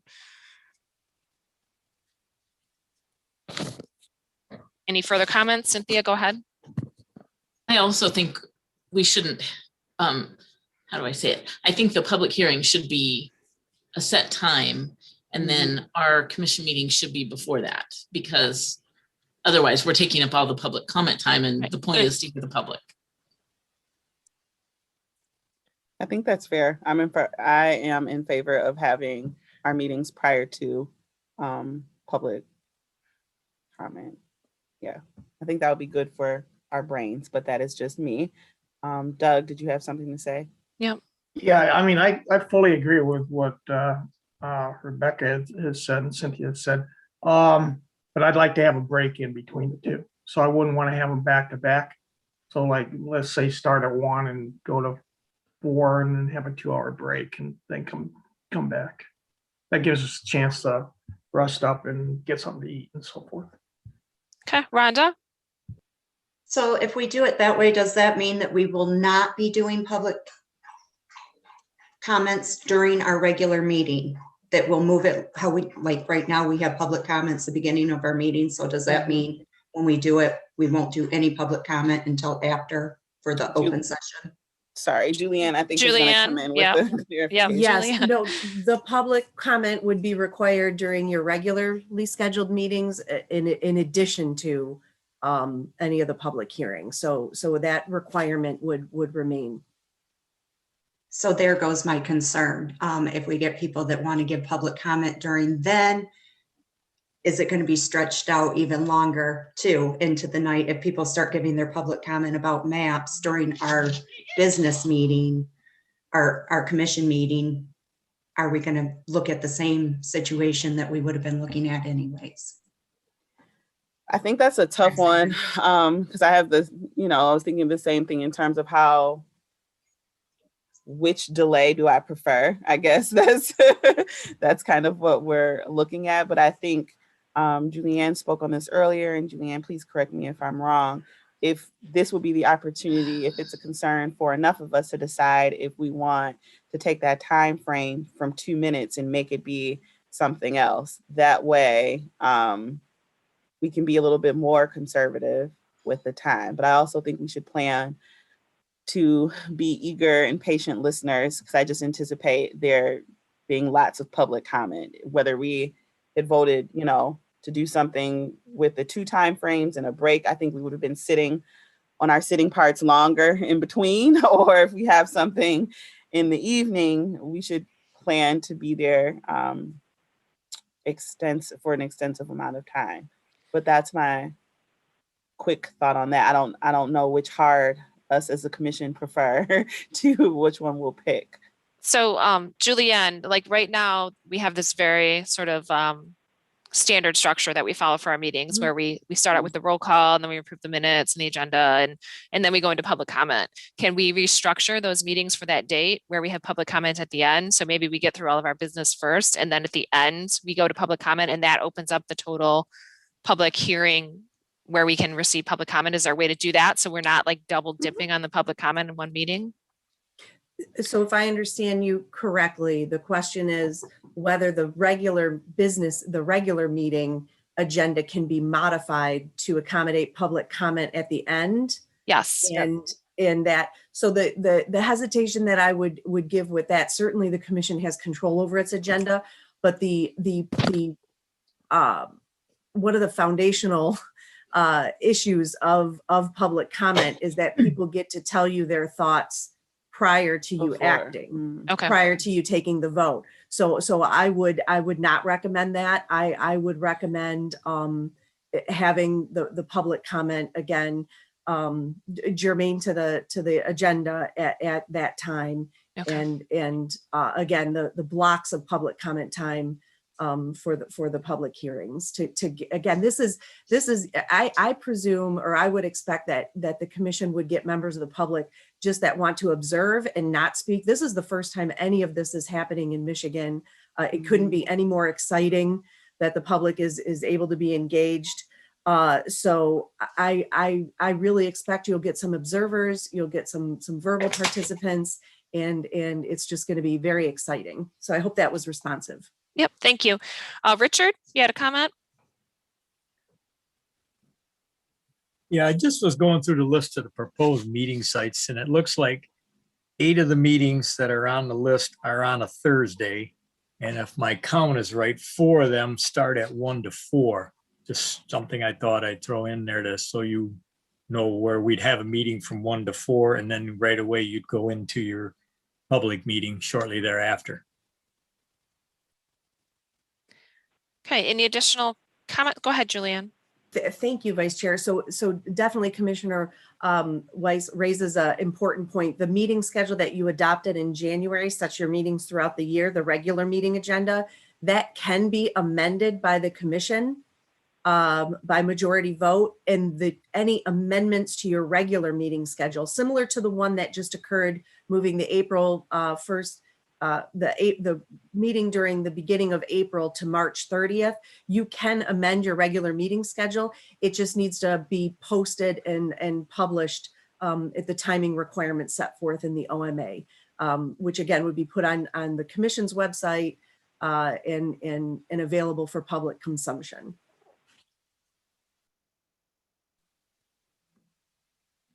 MC.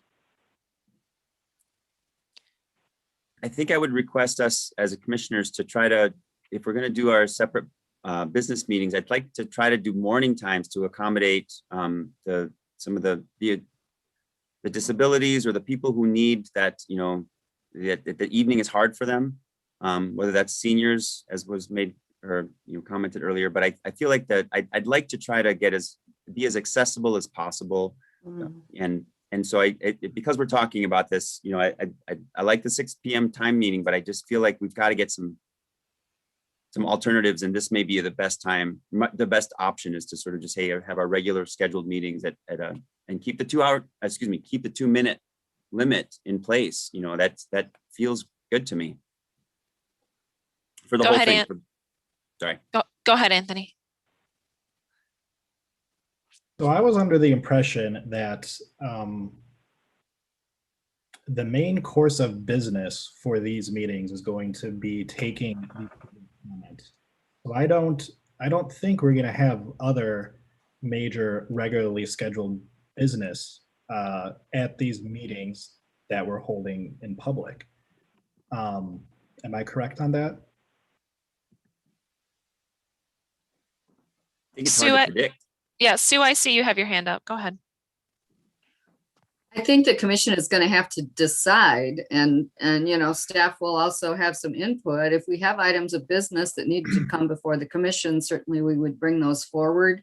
But I do agree with Anthony that the major focus during this time period is going to be public hearings. And that's, you know, that's what I believe the commissioners and staff will need to focus on, is gathering that public comment and making sure that anybody who wants to provide public comment has that opportunity to be engaged. So that really should be our major focus. And then if there is other business that we need to conduct during that time frame, certainly we can do that. So with that said, and since we already voted to have one meeting instead of two meetings, or at least that's what the spirit of my previous motion was, I'd like to motion that we start our regularly scheduled meetings at 5 p.m. on days where we have public hearings. And then we just move it into the public comments, you know, as the main course of business, and go on until we need to, until we adjourn. Okay, do I have a second? Rhonda has seconded the motion. Any discussion?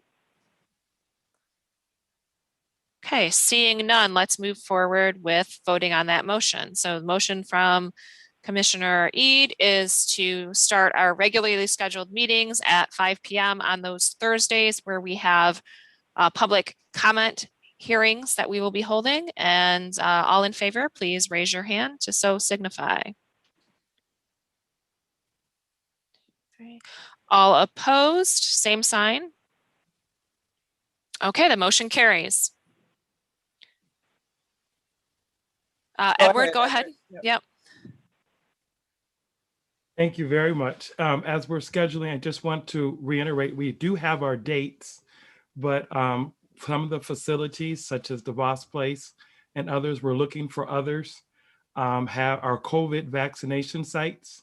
So if we were to move things around, would there be a problem with the commission? We would keep the dates, but if we were to move the locations to accommodate some of these challenges, would there be a challenge with the commission? All right. I think it's hard for us to know. We don't know what the No. Well, I'm just saying, it's the same dates you have now. Yeah. It would just, you might not be in the same location, is what I'm saying. I thought we voted earlier that we're giving you discretion to do that. Yeah. Well, I think the vote was discretion on facility, but like, let's just say hypothetically, we have to move Gaylord from May 4 to May 18. That's not moving the facility, that's also moving the date. And so I just want to make sure we're all on the same page so that it's not a challenge if we were to do it. So the dates you voted, we're sticking with, but it might not be the location, just in case we run into some of these challenges and aren't able to find alternate locations. And am I making sense? If not, you know, please get back to me. You are. I think the way you just said it was, you gave an example of a switch date instead of like a switch location. Location. But you're just saying that the location could change. The location could change, but also the date could change. For example, Northern Michigan is a challenge right now because they're a vaccination site. And so the idea was to go to Gaylord and Northern Michigan on the same week, since we're already up there. So that's what that would be something that I'm referring to specifically. What also makes that a challenge is Northern Michigan actually has the AV that we need because they're a public television station versus me having to find a contractor to come and provide what we need to Northern Michigan. Yeah, I think for me, it's personally, it would be a case by case situation. So, I mean, obviously I would bring that back to the commission, but I just want to make sure people are aware of these COVID vaccination sites and how they are taking priority over what we're doing. Julianne, quickly. Really And then- quickly, because I know Commissioner Clark wants to weigh in. I just wanted for clarity for the public. The commission has already voted on dates and locations, and the commission just voted on times. So again, the commission has the ability to alter that schedule going forward. And it sounds from what Mr. Woods is stating that that is a distinct possibility, and that all of that will be addressed at an open meeting of the commission, so that any adjustments will be known and be able to be publicized. And again, the regular meeting time starting at 5, if the regular meeting would run into the public hearing, the public hearing would be adjourned to start when the regular meeting is concluded. So that the way that it's structured right now is you'll have that block of the regular meeting, business will occur, and when that is adjourned, the public hearing will be called to order for the purpose of taking public comment and public testimony, and receiving that information until the members of the public have had a chance to provide testimony. I just wanted to highlight that as the commission is talking about modifying the schedule that was already adopted, which it may do, just so that the public is clear that currently we're operating on the schedule that was already adopted, and if it needs to be changed, that'll be clearly stated in a future meeting. Thank you, Julianne. Doug and then MC. If I lost track of a hand, please remind me. Yeah. I'd like to put forward a motion that we give Edward the flexibility to make the changes that he suggested. And I mean, we're in a difficult time here where facilities and times and dates are at a premium. So I think we need to provide him that flexibility. So I would put forth that motion. I would And I have- second. And MC is second the motion. So all in favor of Edward having the authority, the jurisdiction to change location, I'm making sure I get it correctly, location and time as it relates to the needs of the facility or as it relates to the location, please signify with a raised hand.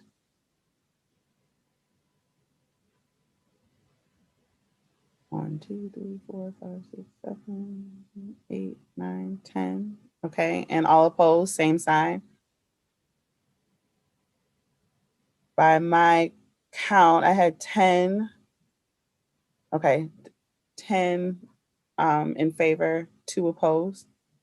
And the motion carries, giving Edward the flexibility to select dates and facilities as needed for our public hearings. The only other thing I would, go ahead. Sorry, just the only other thing I would add is that I recognize that Edward needs to stay, or we've proposed a budget that we, the commission, have authorized. And I think helping Edward stay within that budget is what the spirit of the motion that I think we just approved is like helping him make choices on our behalf to stay in the budget that we approve, because it's challenging. Yeah, I would agree. Also, just echoing that, we do our best, just like Julianne and Sue and Edward and MDLS is here to help us to make our jobs easier. Then in a sense, we have that same sense of responsibility, to use a big word, for them to make it easier for them to do their jobs. And thank you, Edward. I'll take this time to extend gratitude for your patience and grace as you try to assemble all of these parts. That I do not envy that job. I don't. So I really appreciate your patience in all of this. Cynthia, yes, please go ahead. So I just wanted to clarify. So the dates are not going to change. Just he may have to swap around where we're meeting to accommodate all these things, but we can kind of plan on the dates that we've already agreed upon. Is that true, Edward? Okay. That's exactly what I needed. Thank you. Because I Sorry, know I said dates.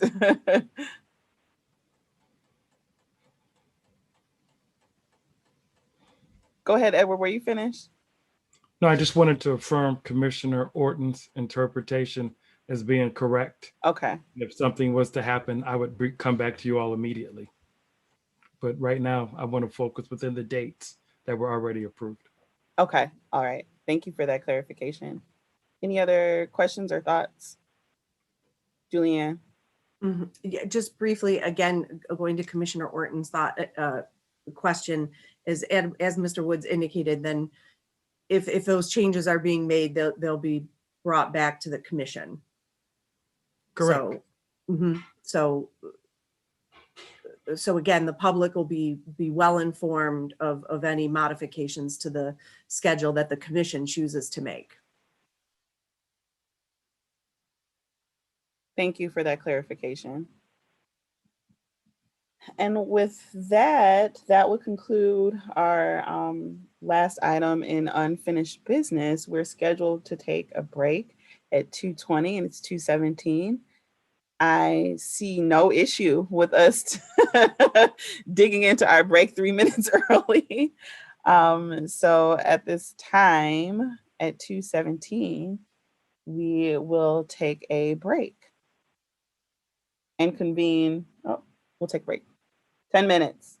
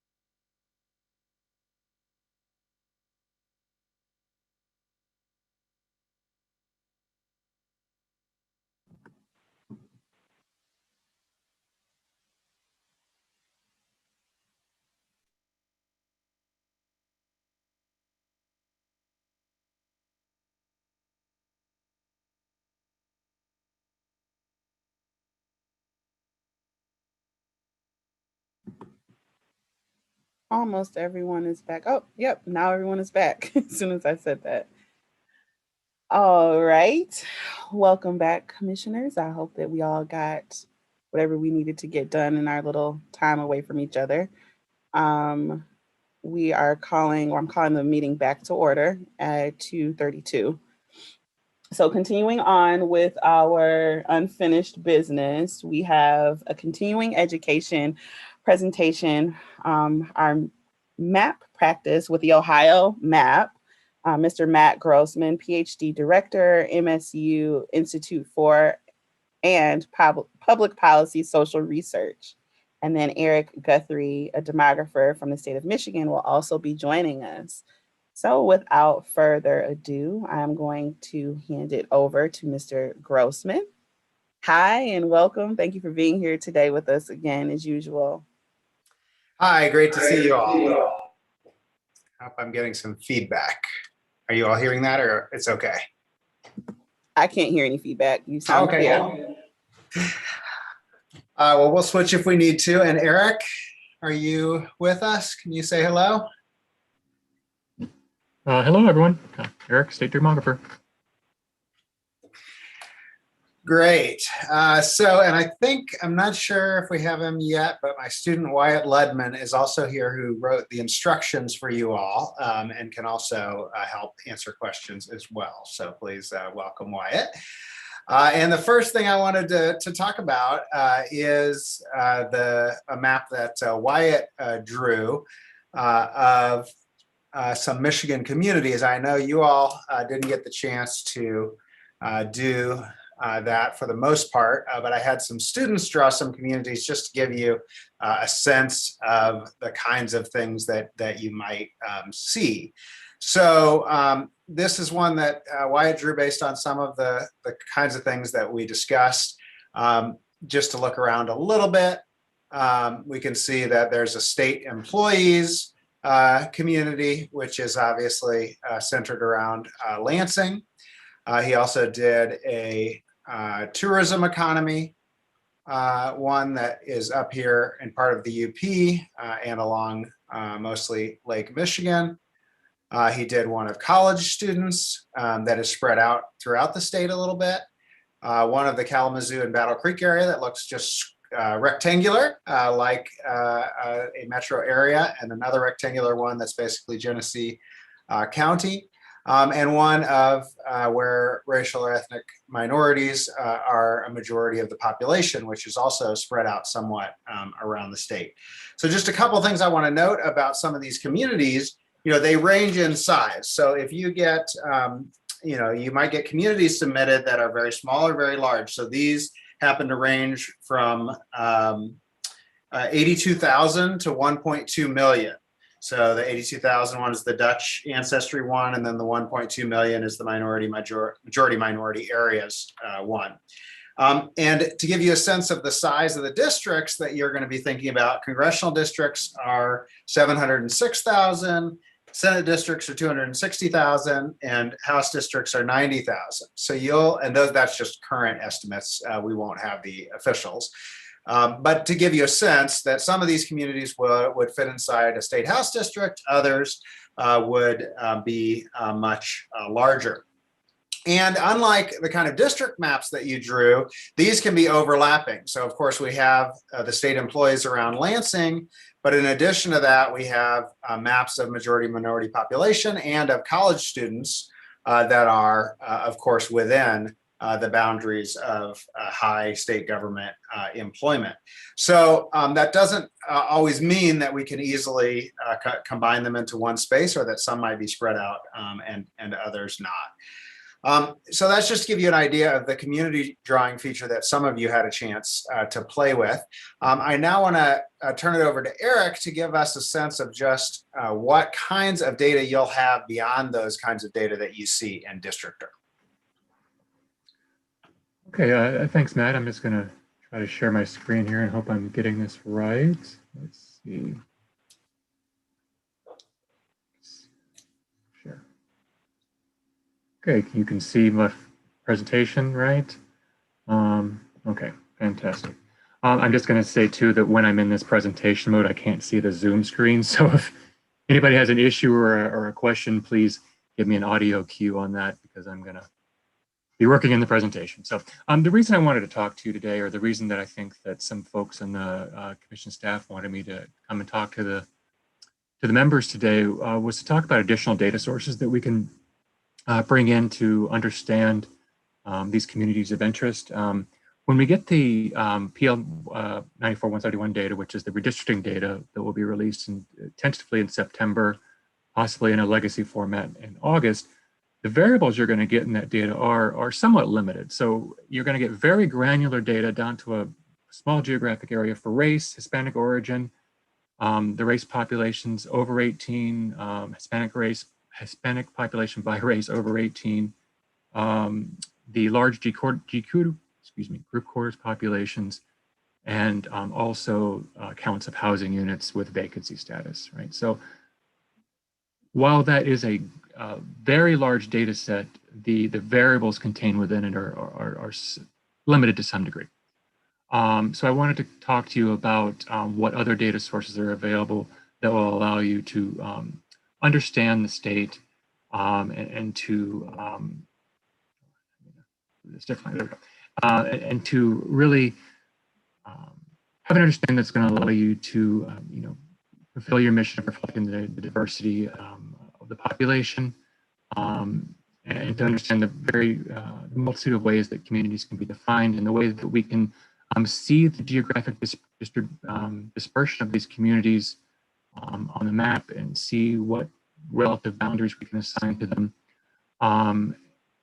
I'm going to show you a few slides on data.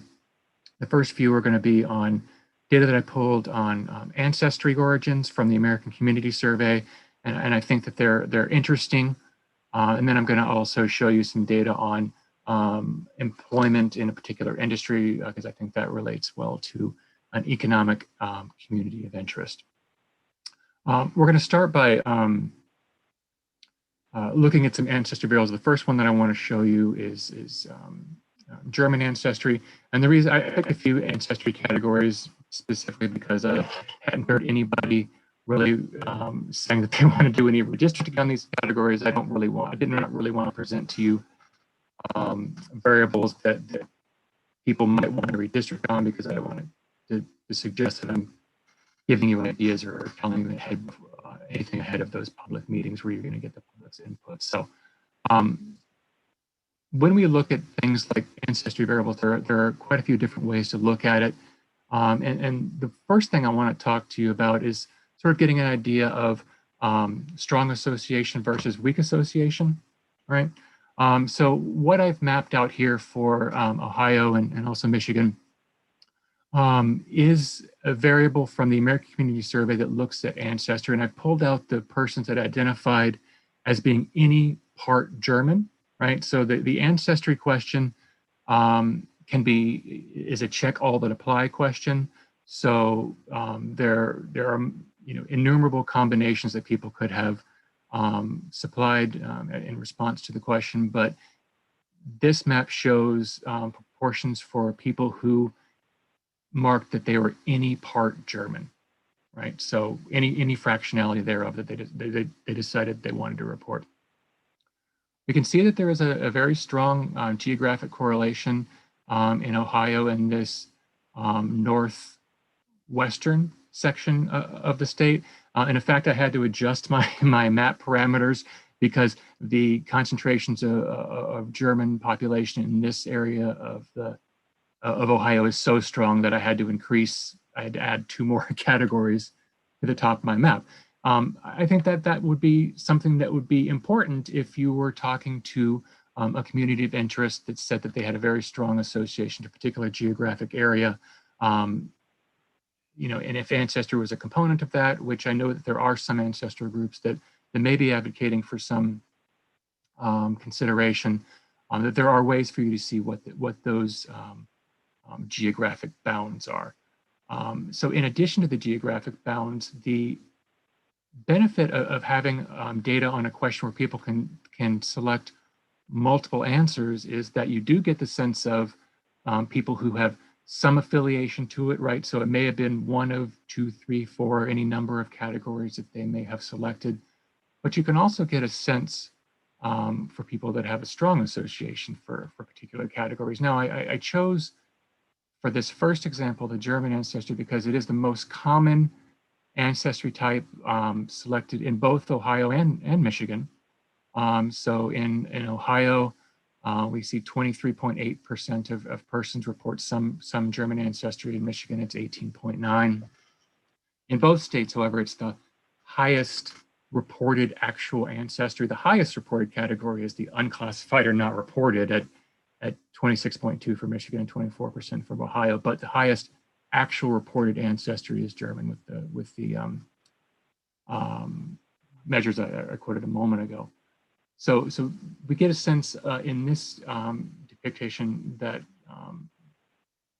there is a strong tie, at least in some sense, perhaps in a weaker sense, because it may be one of multiple ancestors that they chose. We can look at it in terms, though, of strong ancestral ties, right? So if a person only indicated one ancestry type and that ancestry type was German, this map would be the result of that. And so we can see that there is a tightening of the geographic bounds for this group. We can see that when we look at portions of Ohio outside of that northwestern corner of the state, the ancestral ties move up into this rather low range, and into this rather low range, although they still remain pretty high on the high end in this north western section. Similar sections here in Michigan, we see that there's still strong ancestral ties to the German ancestry in parts of Lansing and up into the thumb of Michigan. So we can, from an ancestral perspective and from a data perspective, there are ways for us to differentiate between strong and weaker ties.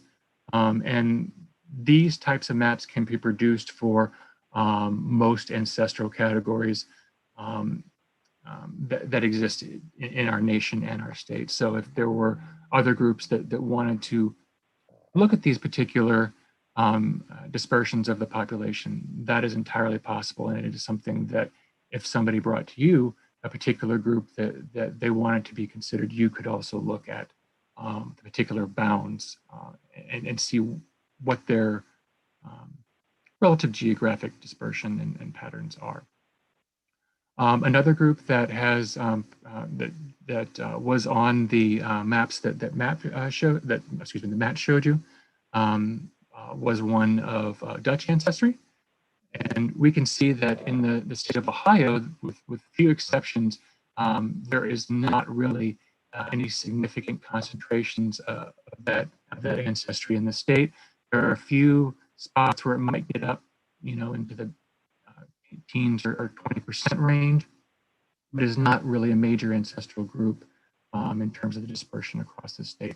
We can see that there were some significant group concentrations in West Michigan for that particular ancestral group. And we can also see that those ties are around Grand Rapids, Holland area, and that they do exist in this sort of 60 to 80% range in some of those areas. The geographic units I'm using to produce these are census tracts, which are 2 levels above the geographic bounds that you'll get in the redistricting data. You'll be getting census blocks. So these geographic units are a little bit larger, but your census blocks would all nest within these census tracts. So that's one example of the way that we can use something like the American Community Survey, which is from where I got these data, to look at specific groups in terms of both their concentration in a particular area and their dispersion across the state. And I thought that would be of particular interest because it's not really something that you're going to be able to get out of the redistricting data. And additionally, it's also something that you have access to right now. You don't have to wait for the redistricting data to come out if you wanted to get a sense of what community members are telling you when you're doing your public meetings as that schedule progresses forward. So beyond the ancestral group categories, I also thought that it would be beneficial to look at sort of an economic interest group. I had to go back to the economists that I work with and kind of ask them what their thoughts were on this particular topic, because in looking at the law, it's kind of vague, right? I had to read over it a few times and kind of get out my pen and start underlining things and see what did it mean to me? How was I going to operationalize this concept and make a map for you to see an economic, what could potentially or possibly be considered an economic community of interest. And when I was looking at the words that popped out to me were population share economic interests, right? So how am I going to map a population that shares some sort of an economic interest? And what I thought of after consultation with folks that I work with that are economists, we thought that perhaps folks that work in a common industry might be something that would be of value, might be interesting. So what I pulled out were people that are 16 years and over and that are employed in the agricultural, forestry, hunting and fishing and mining industries. And I could have really picked any industry, and again, nothing in this presentation is to suggest any particular group that the commission should be considering. It's more about how to use data to understand the dispersion of groups. But when we look at the folks engaged in economic activity in this particular industry, we can see that there are some strong associations in Eastern Ohio, Northeastern Ohio, that might be important to folks in those areas to have their voices heard. And there are also some less dense, but also you can see a pattern of concentration in Western Ohio as well. Same thing in Michigan, we can see some oops, sorry, too far, too fast. But we can see some concentrations in the lower northern peninsula and also in the Thumb region. So, and there are, these data are available, again, also from the American Community Survey for many different types of occupations for several different industries. And we can get them down, as you can see, to a relatively small geographic level, not the same geographic granularity that you'll have access to with the PL 94-171 data, but still a relatively small geographic view that will allow you to get some broad understanding of what the geographic balance for some of these communities will look like. And I only had a few minutes to talk about it, but I thought that these particular ways of looking at the state might be useful for you both in terms of preparing for your public hearings and for coming back and trying to assimilate what you're getting from the public in terms of the importance of or evaluating what you are being told in terms of the communities of interest from those meetings. So I think that my understanding is we're going to do some questions later, but as always, the commission's welcome to engage me with any questions they would have on the data. All right, well, we do have time if there are any questions about the communities before we start the Ohio districting simulation. Are there questions? Just one thing I'd point out, just because I know it might get confusing, because we heard a couple of these voting rights panels talking about the importance of racially polarized voting, but the communities of interest in the Constitution is another part of that Eric put up but didn't mention, is it says what they aren't, and one of the things it says that they are not is about relationships with parties, incumbents, or political candidates. So that sort of sets that off as different from some of the voting rights considerations. I think Doug has a question. I do, Matt.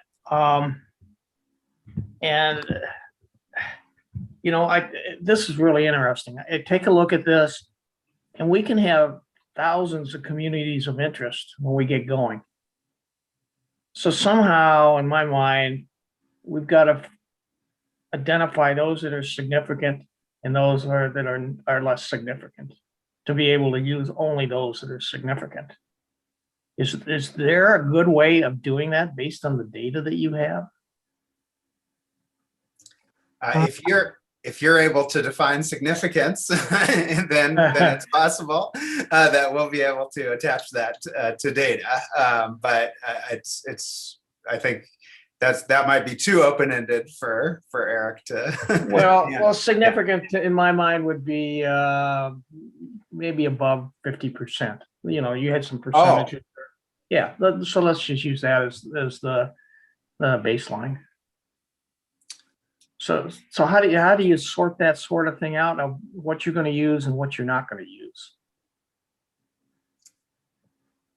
Well, I think that Matt made up a good point, in terms of, somebody on the commission has to decide what they think is significant based on the feedback. I can certainly, and anybody that any of the consultants you might be working with that are going to be helping you understand the areas are going to be able to pull a lot of data that is going to tell, be able to tell you, what proportion of the total population a particular group comprises, what proportion of the population of a particular geographic area the population comprises, what proportion of nearly any geographic bound, obviously given the constraints of the data set in terms of lower geographic bounds, that a population comprises in terms of proportionality. And if that proportion rises to whatever significance threshold the commission sets, then absolutely, then that would be, I'm sorry, I'm babbling. If the commission has an idea of a particular threshold for significance, we can tell you whether a community meets that threshold. There is no hard and fast rule for what significance means, however. And there are examples on the community spreadsheet that my students put together. For example, there is a majority rule one. Is a minority population a majority in that census tract? So that is a or census block group. So that is a possible one. But there are others, like I think another one on there was defined as where college students are above average. Well, college students are a very small part of most places. So you can get above average in a place that's still mostly not college students. So but yes, either way of defining it, you can get the data to evaluate. Okay, and when we have this data, let's say we've defined some basic districts that we want to start with, 13 of them or 14 of them, whatever. Is there a way to overlay this data onto those districts? And I know all software is different, but is there a way to take this data and then overlay it so you can see that you're not taking the Amish community and splitting it into two districts and so forth? Yeah, that is one. I mean, the mapping consultant will be able to do that, and that is one, basic criterion that people use is how many. I think we heard that on the panel last time. How many communities are split? Yeah. So yeah, okay. That can certainly be done. Okay, I yield back. All right. Well, I want to make sure that we get a chance to look at some of your Ohio districts that you were able to submit. So let's look at those. So I think we received 9 total. So I just want to flip through them first, just so you get a sense of the variety that you all came up with. Here's one that looked pretty blocky, pretty contiguous districts, but might have split a metro area right down the middle as a result of making a big block in one region of the state. Here's another in the similar region of the state where they started, but you can see it's quite a bit different. And you notice how the sizes don't necessarily correspond to the population centers. Then here's a good example of one small geographic district by land, but one big by land, but they're the same population size that one of you submitted. You can see a lot of people started in this corner of Ohio, but we get one that goes pretty far closer to Cincinnati and Columbus in the bottom district here, maybe includes fewer of the metro areas.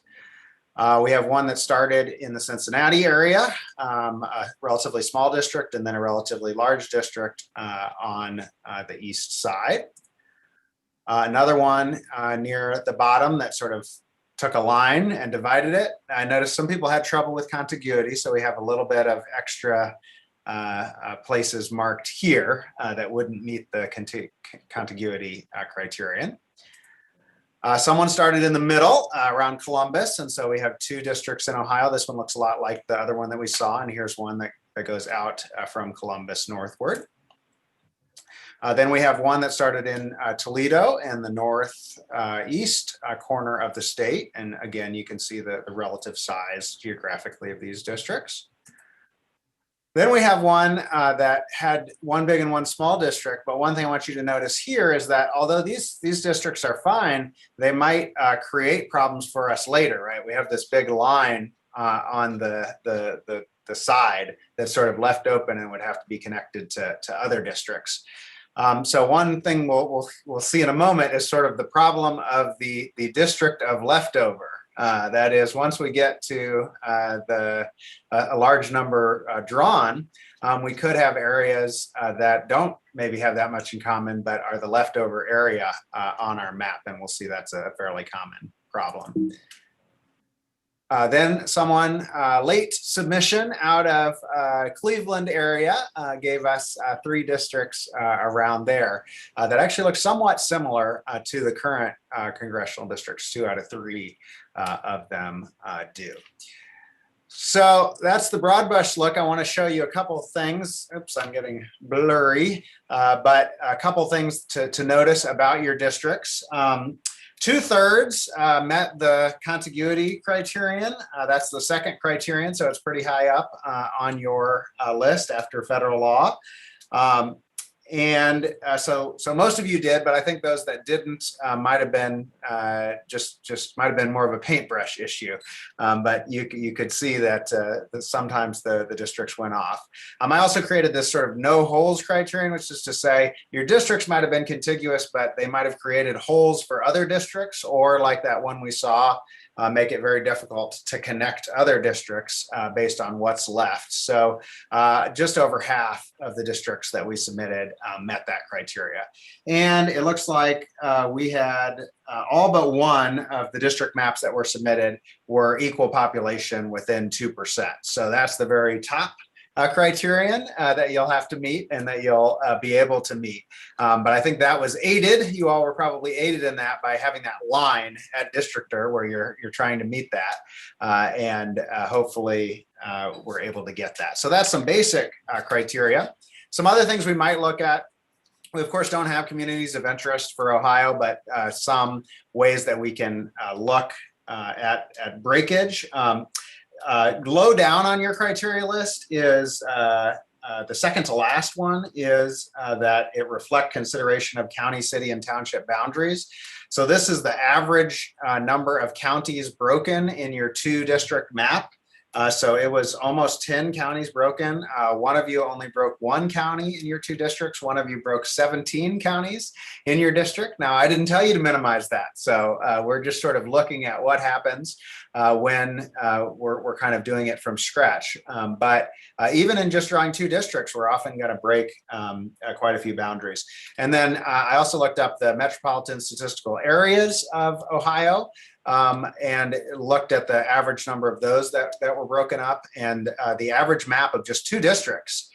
Keep in mind, we're drawing 15 here. So you all have got to 2 so far. And even in those maps, most people broke up 2 metropolitan areas as the census defines them. Now, you don't have to define them like the census does, but it just gives you a sense of kind of how easy it is to break up areas when we're starting with districting. Some other criteria that we might want to think about. We've heard about compliance with the Voting Rights Act. Typically, we think of districts that have racially polarized voting that might be able to elect African-American candidates as being districts where we don't necessarily have a majority of the minority population, but we have a large percentage. Maybe if voters in that minority group preferred certain candidates in a primary election and also in a general election, they would have a reasonable chance of electing a member from that district. And the lower bound of those is usually around 35%. So most people would not say it's a sort of a Voting Rights Act design district if we were below 35% minority. And out of all the districts submitted by commissioners in Ohio, 0 met that simple criterion of having 35% or more minority population. Some other things that people sometimes talk about, competition is actually not in your criteria. It just says no disproportionate advantage to a political party. But sometimes people think about competitive districts, and about 22% of your districts were within 15% in the presidential vote.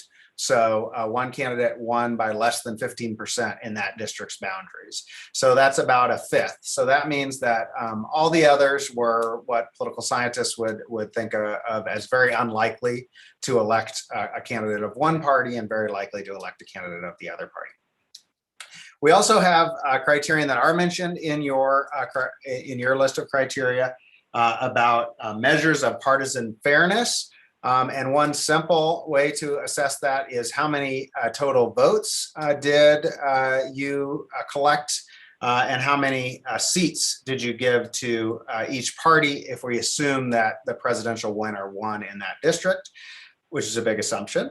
But there you actually, by most criterion, this is pretty normal. This is actually, it was about 61% Republican in the state and about 68% of the districts that you drew were Republican districts. That seat to vote advantage, we call it, is actually pretty low. That's pretty much what we would expect if a party won a state by 61%. We would expect them to win about 68% of the vote, 68% of the seats. So that's a fairly normal metric that your districts met. All right, so what we're going to do now is start thinking about doing a district plan together. Your next assignment is going to be to finish your districts. Now, you don't have to start with the 2 that you submitted, but I'd really like to get a 15 district map from as many of you as possible so that I can send it to a lot of our panelists and have people critique those maps. And they'll be nice, but I want you guys to hear the kinds of things that you might hear from people as they're evaluating the maps. And the nice thing about finishing a 15 district map is we'll be able to calculate the kinds of measures of partisan fairness, or how many districts had the capacity to elect an African-American candidate, or the likelihood. So we'll be able to assess them on those criteria if you send us a complete map. So that's sort of the goal. Next is we're going to try it together, and then we'll do it individually. So I combined 4 people's maps to some extent. I tried to get districts that we could work with together. And so that's the one we're going to work off today. But anybody notice any problems with the map we're going to start with?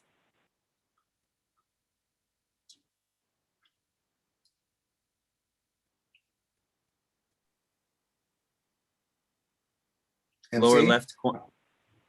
I was going to say the lower left corner, there's a city divided. Yeah, Cincinnati is divided. Yeah. And now it's a large city, so it could be that that's unavoidable, but that's a possibility. I was thinking about where we're mapping now. Remember that problem of sort of the leftover area, right? We drew the ones, but we also have to think about what's left. And so one problem is we probably are going to end up starting over here by Dayton, but I have an enclosed area here. So if that enclosed area doesn't happen to equal 2 US House seats, I'm probably going to have to eat into some of these other districts, right? And then I'll have to extend them somewhere else because they're currently equal population. And the same thing over here. We have this enclosed area that we're mapping out from. So everything that we do to one district affects kind of our capacity for all the other districts. So before that, I want to give us a chance to talk about what it was like you can ask questions of me, of course, but I want to hear what it was like when you were drawing your first two districts in Ohio. What difficulties came up? What did you think you were prioritizing?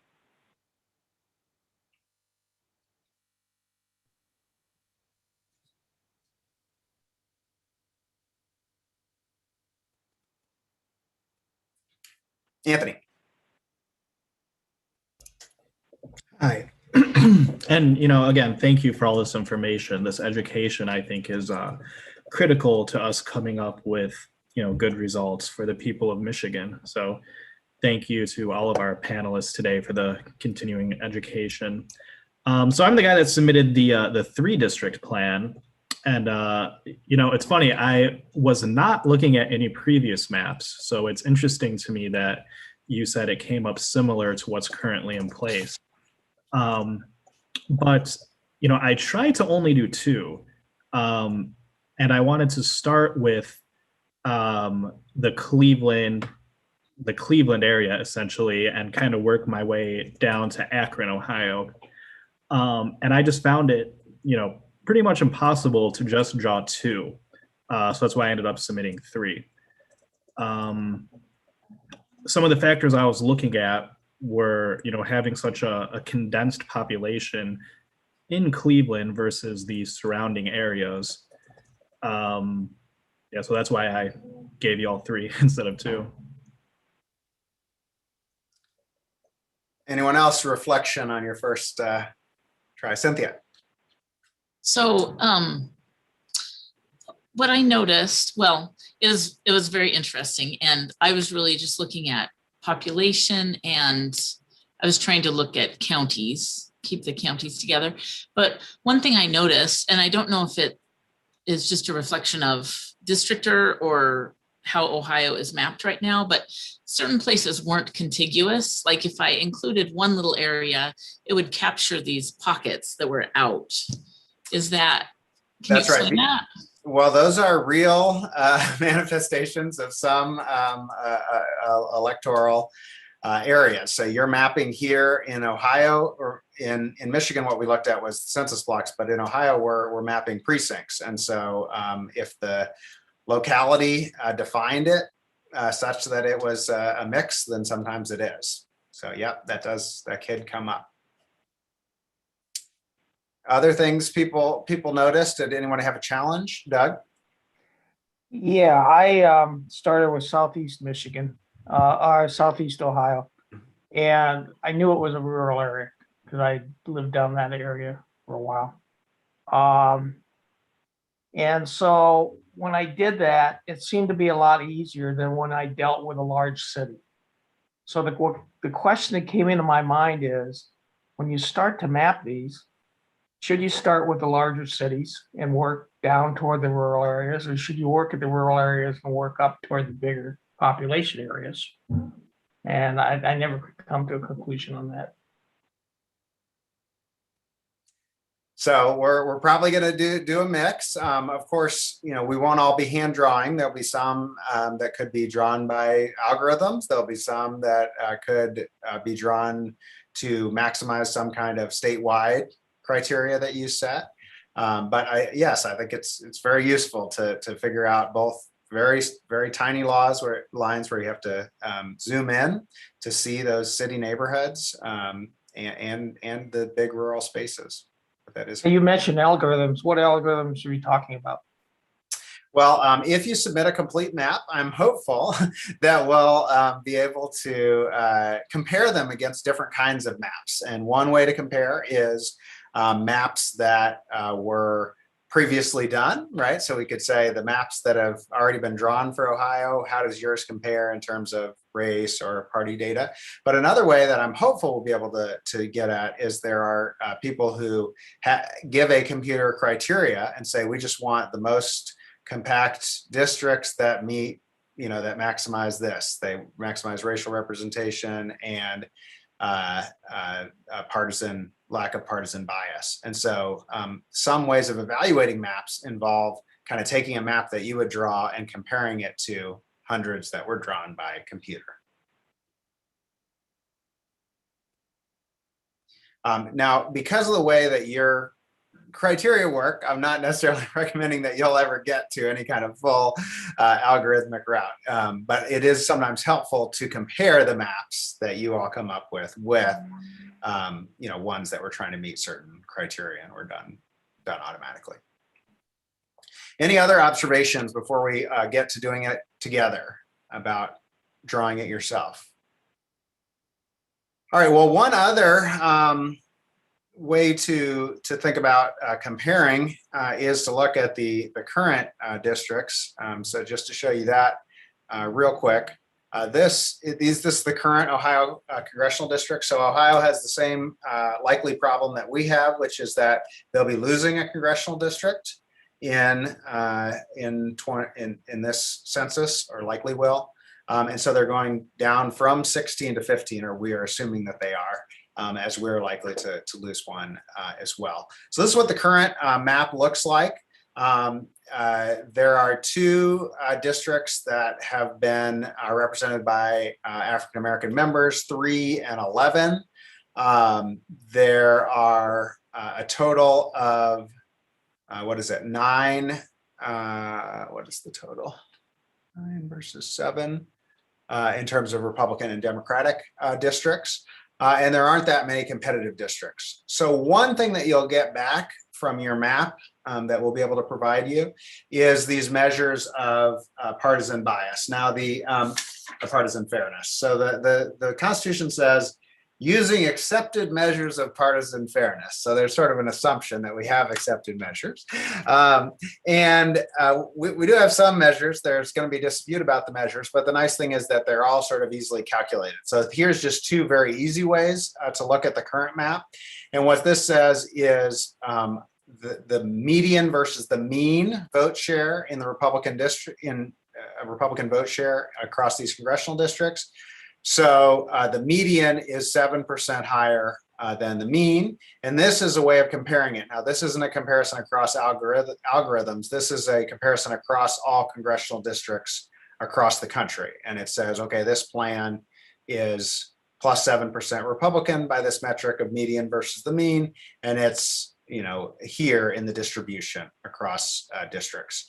Another simpler way that we sometimes connect is in a perfectly tied election, where would we expect, how many extra seats would one party win compared to the other?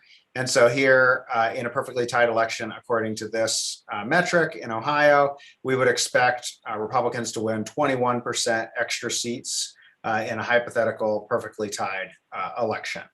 So those are measures of the current map. And we're going to be able to give you the same kind of measures from your maps. But I just put these up here just so you'll see.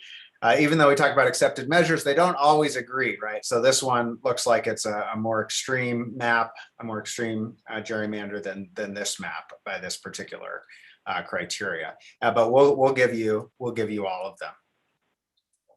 So.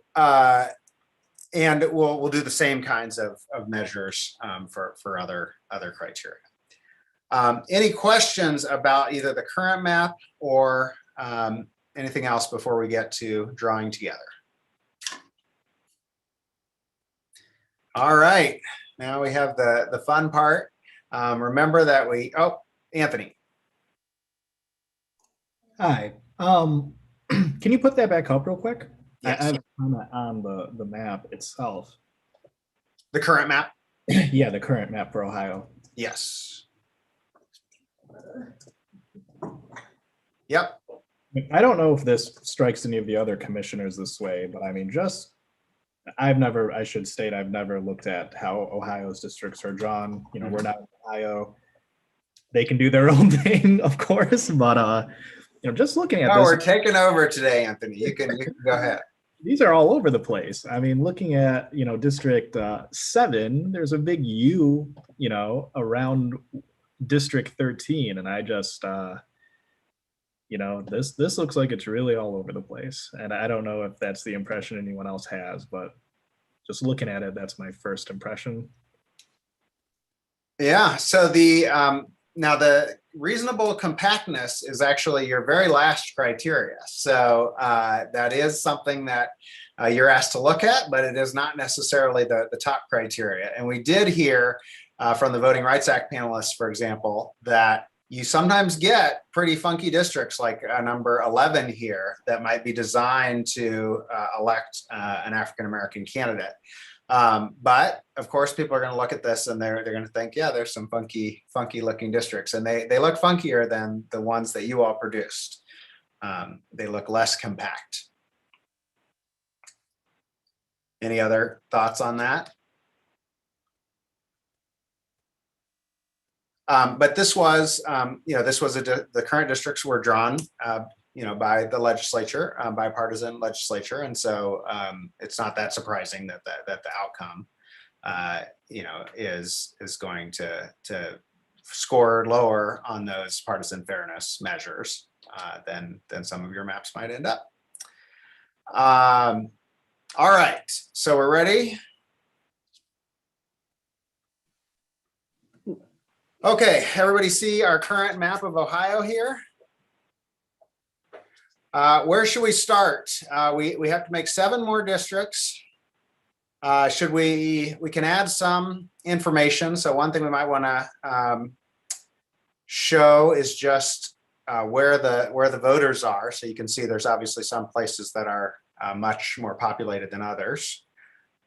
Should we start over here since we already made a little bit of a mess of Cincinnati area? Okay. We'll go in there. One thing that I do think most of you were good at is approaching this line. So when given a goal, we want to get to close to 769,000. You all were pretty good at that. So let's see. Let's put in our.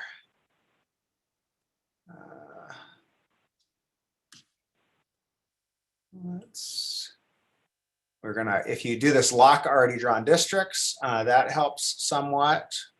So let's see, we are on 9. All right.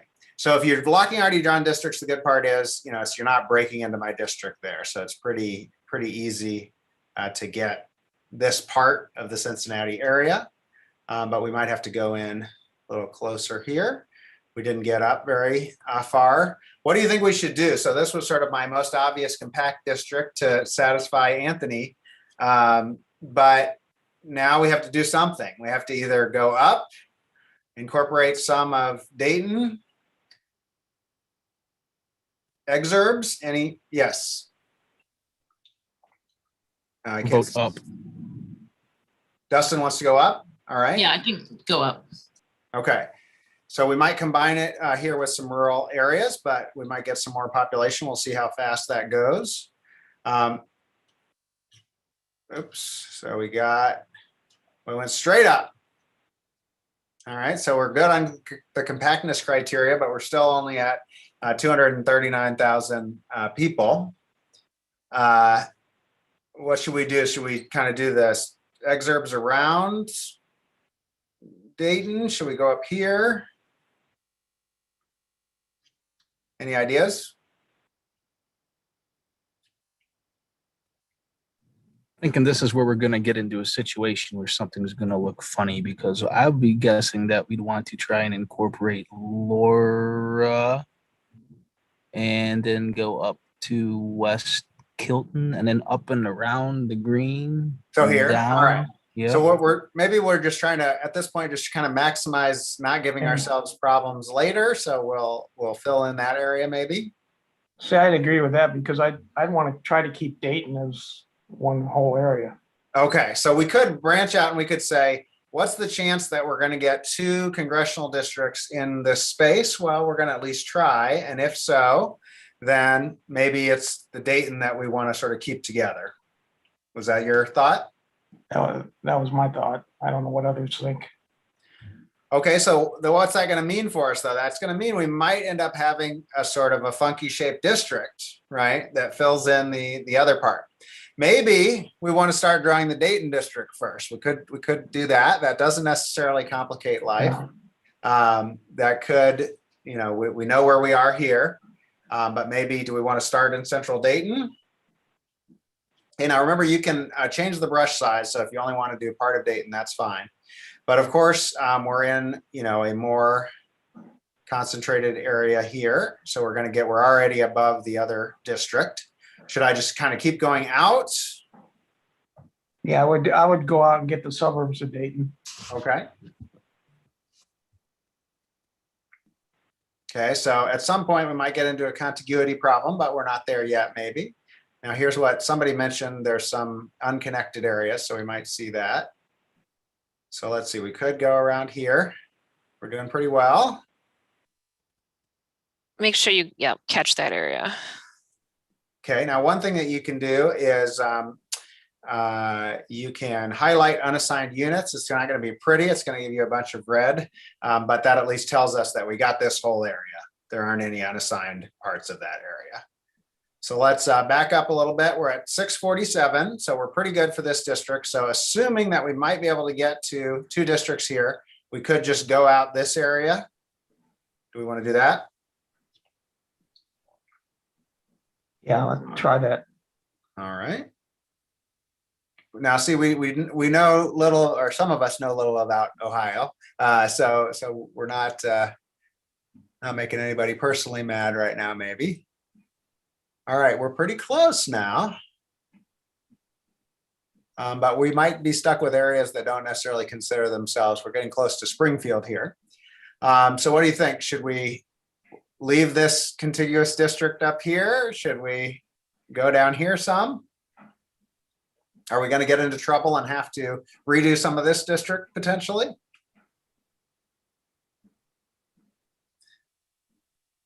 Hearing no grand ideas, I'll just kind of keep moving outward. See if we're able to get anybody. Now we have a lot of not so populated areas here, so we haven't gotten that far, but maybe if we, I'm worried about the contiguity of this district, but could go down here somewhat. I'm worried we're painting ourselves into a corner because if you go further east, it's mostly rural areas, I recall. Yeah, so we already have a fairly funky shaped district here, even though we started by just trying to draw the Dayton metro area. And we could find out that we don't have 2 full districts in here, but let's see. Let's just finish the exercise and see where we get. All right, so we're a little bit high now. Hopefully you all experienced the eraser too, but you can also change the size of the eraser. So I only want to do a couple at a time here to get down. I had just an off question that I've noticed. Is there a way to because just like with the lock districts, is there something to lock it so that if I'm erasing stuff, I'm not just going all over the place? I've noticed that if you go next to other districts, it's going to start erasing everything. Yeah, so that's why I just if you click the eraser, there's not a good way of doing that. So the best way to do that is to just put Make it eraser small. size down to 1. Okay. Yeah, and then it'll have that. All right, so we're trying to assign this. All right, we have we've at least met the equal population criteria. Let's see if we get lucky and we don't have to do that much to the other district. We can take a oddly sized district all the way over here. Who thinks we're going to get lucky and who thinks that we're going to run into a problem? We're going to get lucky, Matt. We're going to get lucky. Hey, but it looks like there's an unassigned area in the left near Richmond. Oh, you're right. We got to get that one. Yeah. Okay, good. All right, so we have that. We'll see if MC's optimism was well founded. Go around here. Now, we really are only trying to get equal population here. We haven't really maximized too many other criteria here. And let's see how big Lancaster is, if that helps us or not. Well, we got pretty lucky, but we have a district that's smaller than all of the others. So what that's going to mean is we're going to have to break into some of our other districts at some time. So should we do that now or later? Should we say yes now? Okay. So who has an idea about how we break into the other district? Should we go up into this green district and then send this green district to Marion? Okay. What if you moved like the top left portion of that bright pink district to the right and then made the Dayton district go a little bit more south? So we could move this. Oh, you mean you want to move this? Yeah, well, if you move that to the right to what you included in the Dayton district, and then that opens up that top left portion. Then we could move the blue district into here. Yeah. Wait. I'm confused how we're going to do the pink part without disrupting all these other. Yeah, you'd have to then adjust the teal and the kind of goldish one above that. You'd have to bump everything. All right. Well, we'll go with the first idea, I guess, to just get us started. So this means we have to do some erasing. So we can we can unlock if we want and allow ourselves into here. Then we get a more contiguous district. But of course, we're moving that line down. Can get a smaller brush size here. So where are we? We're pretty close. All right, so we now don't have a contiguous district anymore because we left off some holes there. All right, let's see, we want to lock the counties again, or lock the already drawn districts again. We gotta get that little part of Sydney. It's not letting me get that. See, you'll wanna fill in the little splotches. Okay. Yeah. Oh, that must be one of those areas that someone said is connected to some outsiders, or it could just be an error. It's not letting me do those. Well, you still have the lock drawn, so is that maybe why? Oh, I put the lock back on. You are right. All right. All right. So now we have a district. So we succeeded on that district, and now we caused ourselves a problem with the other district. So we're going to have to do something to the green district. Should we start with Marion here? Yeah, we'll see how far that gets us.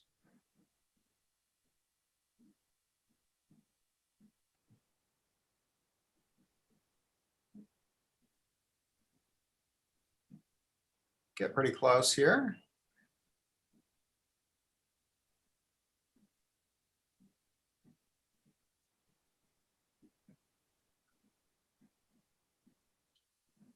So all we're basically doing is maximizing contiguity here and trying to get similarly sized districts. And once we start adding any other criteria, like maybe we don't want to break up Mansfield area, then it's going to get more complicated. All right, so let's see. I don't know how big Norwalk is.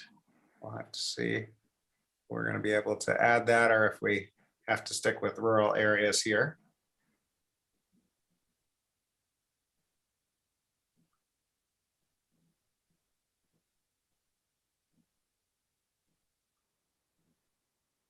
Looks like Norwalk is pretty big, but got us a little bit much, but not too bad.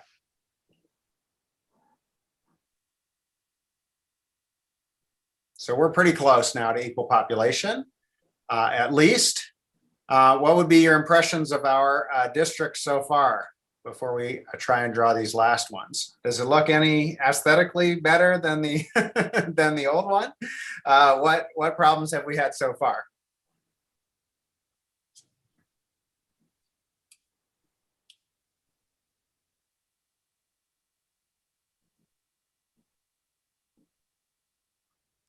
Well, I think the problem is always the, concentration of population and trying to get around those or keep them together or not keep them together. So it's tricky. Yeah, so when we, if we're trying to maximize, we're trying to get the population deviation between the districts less than 1%, we're pretty good in terms of just this basic criteria of equal population. But that doesn't necessarily bias that much. We've split up multiple metro areas already. We haven't paid a whole lot of attention to any communities beyond just the cities marked on the map. And let's see how we're doing in terms of some of the criteria that we might use. So we're still at the problem that we have not drawn any districts that the courts would consider likely to elect an African-American or minority candidate. Same is true when we look at the voting age population. How about the partisan balance? Well, this is just the 2016 presidential election, so we could look at other things. We could look at party registration. We could look at, there's the Senate and House election data here. But if we just said the presidential winner is going to win these districts, then go ahead.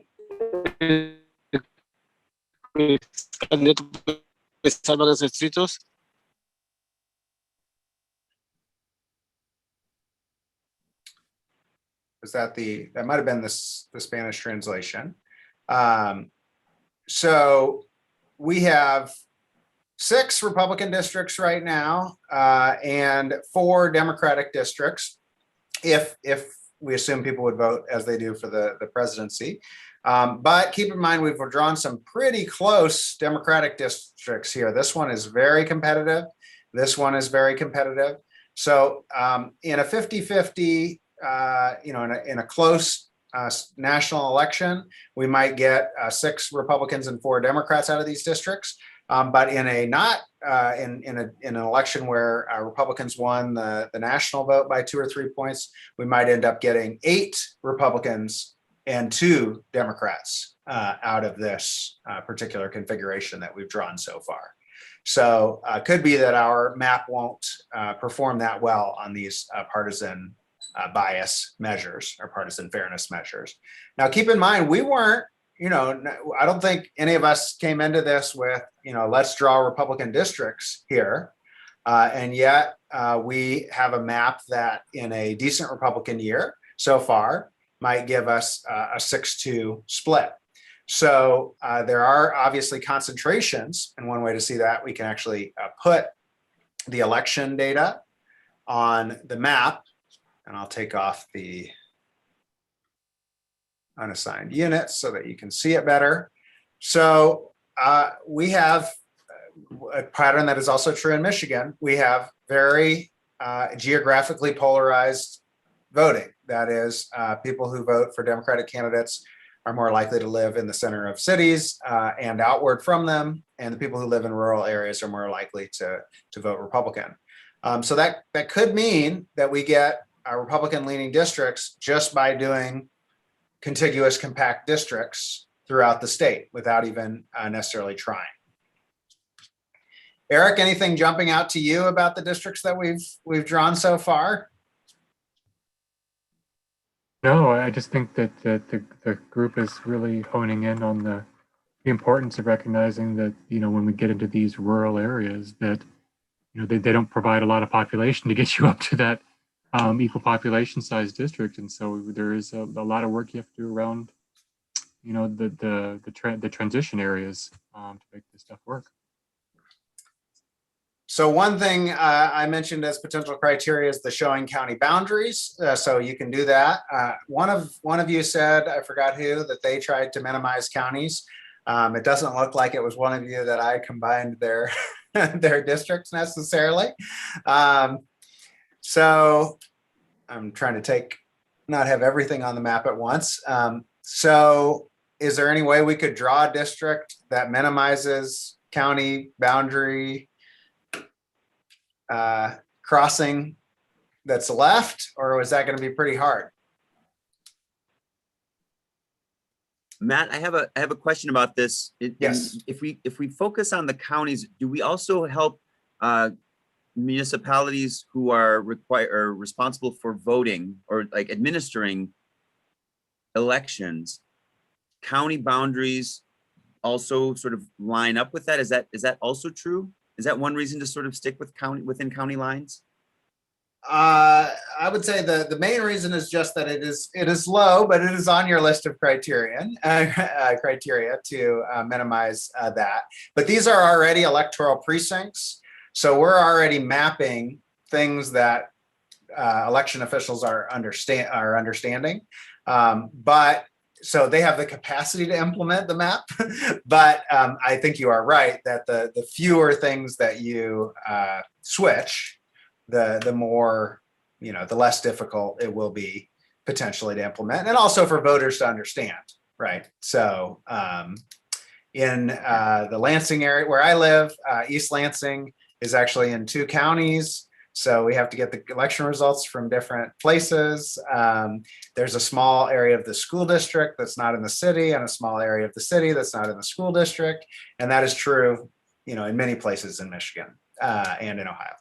So we could do this. I do think you're right, though, to say we're using counties because counties are on this particular district or map, but that doesn't necessarily mean they're the most important, right? We have townships like townships and municipalities like Ohio does. So we'll have the capacity to do that even if it's not a districtor. Thank you.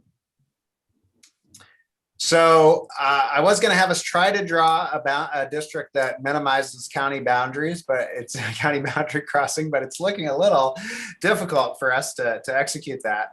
So the next task I was going to give us is to try to draw a Voting Rights Act compliant district. So there is racially polarized voting in Ohio and Michigan by the African-American population. So potentially the courts are going to be interested in that aspect of your map. And in Ohio, just to give you a sense, there are currently 2 what could be called Voting Rights Act compliant or Voting Rights Act intended districts. And we've already drawn over one of them.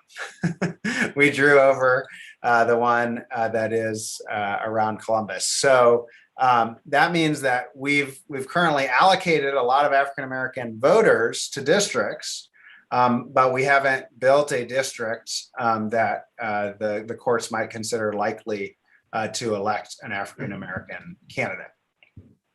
So let's try to do that.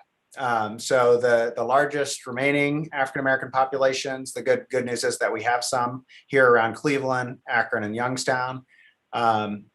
So I think I showed you that the current 11th district, Marcia Fudge's district before she became the Housing and Urban Development Secretary, is around this area right here of Cleveland.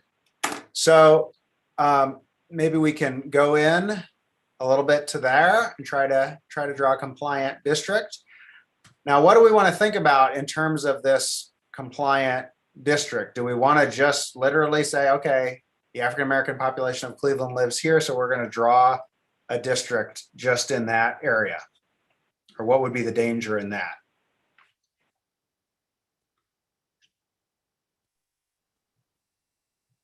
We're not allowed to only focus on race. Is that right? correct? You're not allowed to only focus on race. That is true. And even if you were focusing on race, we would have to pay attention to the population. If we were to put a lot of African-American voters in a district and say it was 80 to 90% African-American in a district, that might be considered packing in African-American voters into one district, right? So the standard is, the likelihood that racially polarized electorate, an African-American population, might be able to elect a candidate. But if we go well over that to 80% or so, then, we might be accused of packing in African-Americans into a single district, so that yes, they'll elect one African-American candidate, but currently they have 2, or they have historically, and so that might be a problem. So there is, I just sort of warning us that we have to worry about sort of too low and too high, and we have to worry about why else are we doing this? Are we just putting this in? So I guess one solution to that might be to say, the eastern half of Cleveland, or Cleveland moving outward east, might be a reasonable district. Should we try that, or any other ideas? Let's try that. All right. MC has confidence in our abilities, at least. So, okay. So let's see, what color are we on? We're on this blue. Colors are pretty similar.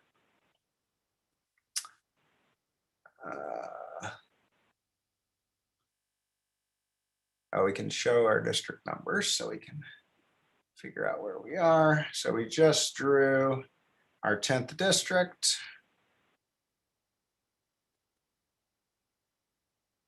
Okay, so we just drew the 10th, so we're on this one. Okay. So we're going to go into Cleveland and start drawing, but there's a lot of people who live here. So it might get pretty populated pretty quickly. We're going to increase our push size a little bit. We have our 11th district. And so we're drawing a pretty small area of the map here. We're breaking up Cleveland. And we've already got we're already over now. So we might want to go down a little bit.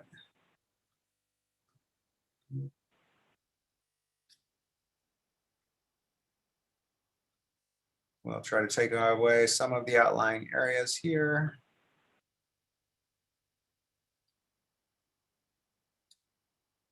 And now we're below.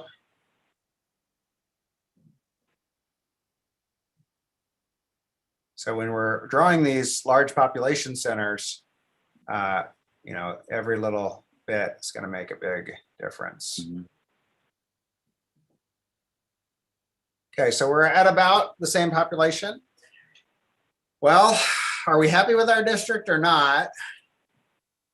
I would be tempted to go towards the edge of the county to try to, keep the population and stay within the county. So we crossed that population boundary, so we could fix that. Let's do that. Let's fix that. Okay. So that means we could potentially move out here. And I wonder if there's like a natural feature or some reason that it's sort of not, if we could stay east of the river, for example, and just sort of up to the eastern edge of that county. So I guess I'm tempted to fill into the right, at the county edge, and then eliminate from the, the center of the Cleveland. Okay. The center of the district. So we could, although these folks might consider, their identity might be more tied to the city than these areas, but we have another criterion of keeping the county together. So that's another one we're trying to meet. Let's this is hard.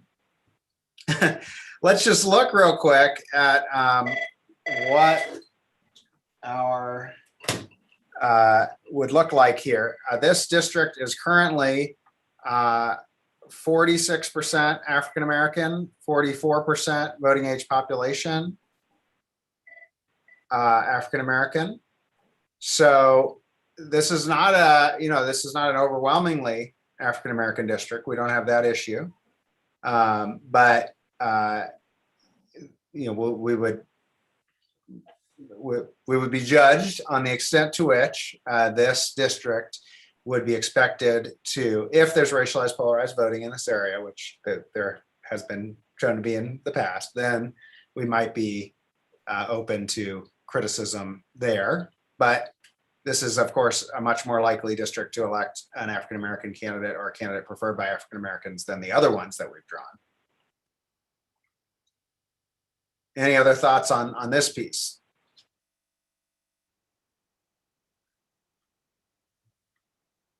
Now, do we think that we're likely to be able to draw another district that aims at Voting Rights Act intent with this map? Remember, the darker areas here are showing you the Black population, the African American population. Matt, I think we want to hear from the communities of interest inside that area and understand do. if they want to be broken up or not. Yeah, because our only sort of path left is probably going to be to connect this area of Akron with this area of Youngstown. That might not even work. There's one other area over here. We might also think about changing this area. And yeah, there's going to be potential trade-offs there, right? People might not think that they have a lot in common here and here. Yes. And Eric, I wonder if you had to, just looking at demographics, like, are there ways that you would approach this dilemma we're in? Well, so I mean, let me just start off by saying that I study Michigan, so it's a little harder for me to give you anything precise about Ohio. But if I were looking at these districts in terms of, I might start with the communities of interest and build out from there. But from here, when we're looking at the geographies, the smaller geographies are obviously going to have more population in them because that's part of the way that they're built. And when we look at these smaller geographies, they're going to tend to be more urban, and they're going to tend to have higher proportions of communities of color in them. So if that is a concern, if your primary concern is building districts that are going to elect communities of color, if you have large population centers, trying to build multiple districts out from them might be beneficial, but then you have to also worry about splitting and cracking and those sorts of things. But smaller geographic units that you see on the map tend to be more diverse, and they're obviously more populated too. So those might be ways to guide where you start and how you put the lines out. So we don't have too much time left. Should we try to draw another district with a sizable African-American population? Should we? Now Why remember, don't we try the Akron Youngstown scenario? Okay. So one thing that was brought up in the Voting Rights Act panels is that it's also about the process. So if part of what you're doing is trying to draw districts that could elect African Americans, that is also potentially considered. So let's try it. So one possibility is that we can take the Youngstown area and connect it to the Akron area. Now we are probably going to need to fill in some here.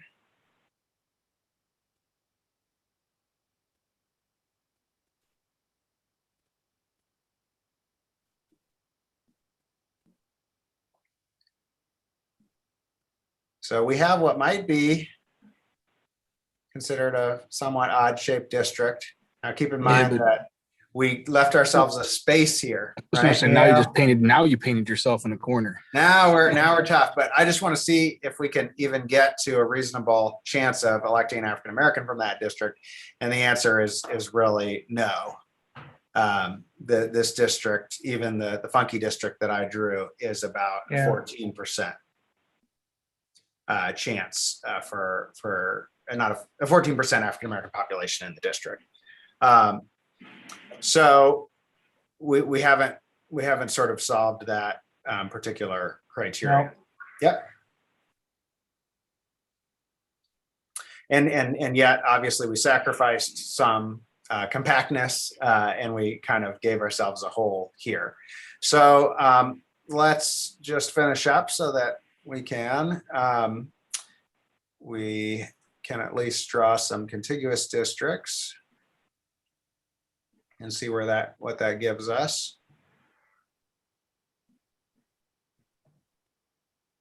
And we're going to have to erase some. So we could potentially erase the Warren connection here.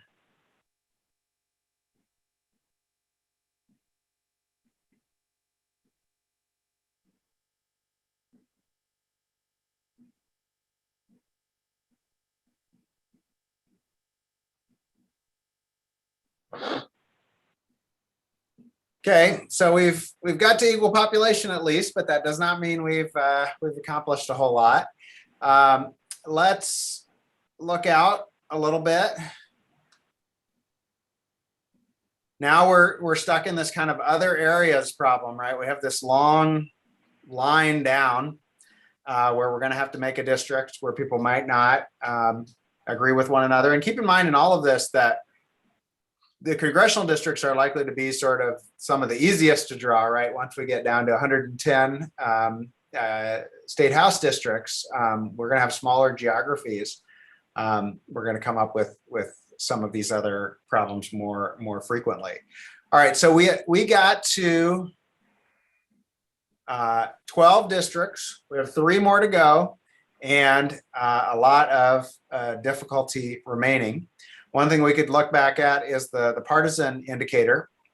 So we did manage to create a very democratic district. There are some measures of partisan fairness. It sounds like that should be good for Democrats, that we say we created a district that's 80% Democrat. But there are some measures of partisan fairness that might consider that a bad thing for Democrats, because we have potentially wasted some votes that they did not need to win this district. So that's going to be something that comes up. Notice we have no Republican districts that are at 80% voting. And so there are sometimes trade-offs among the criteria. Notice that's the district that was also created to be compliant with the Voting Rights Act, but it also potentially packed in Democrats in a way that would hurt us in the partisan criteria. All right, so you're going to be charged with actually completing your own map so you can learn from our collective mistakes and see how you do. Please don't be afraid of this. We're practicing on Ohio. We can mess up the process. The point is to learn and to get some feedback, to see what kinds of feedback you get. So I hope that everybody can follow. All you have to do is follow the instructions to do the 2 districts. Just keep repeating that until you get to all of the 15 districts, or as far as you get.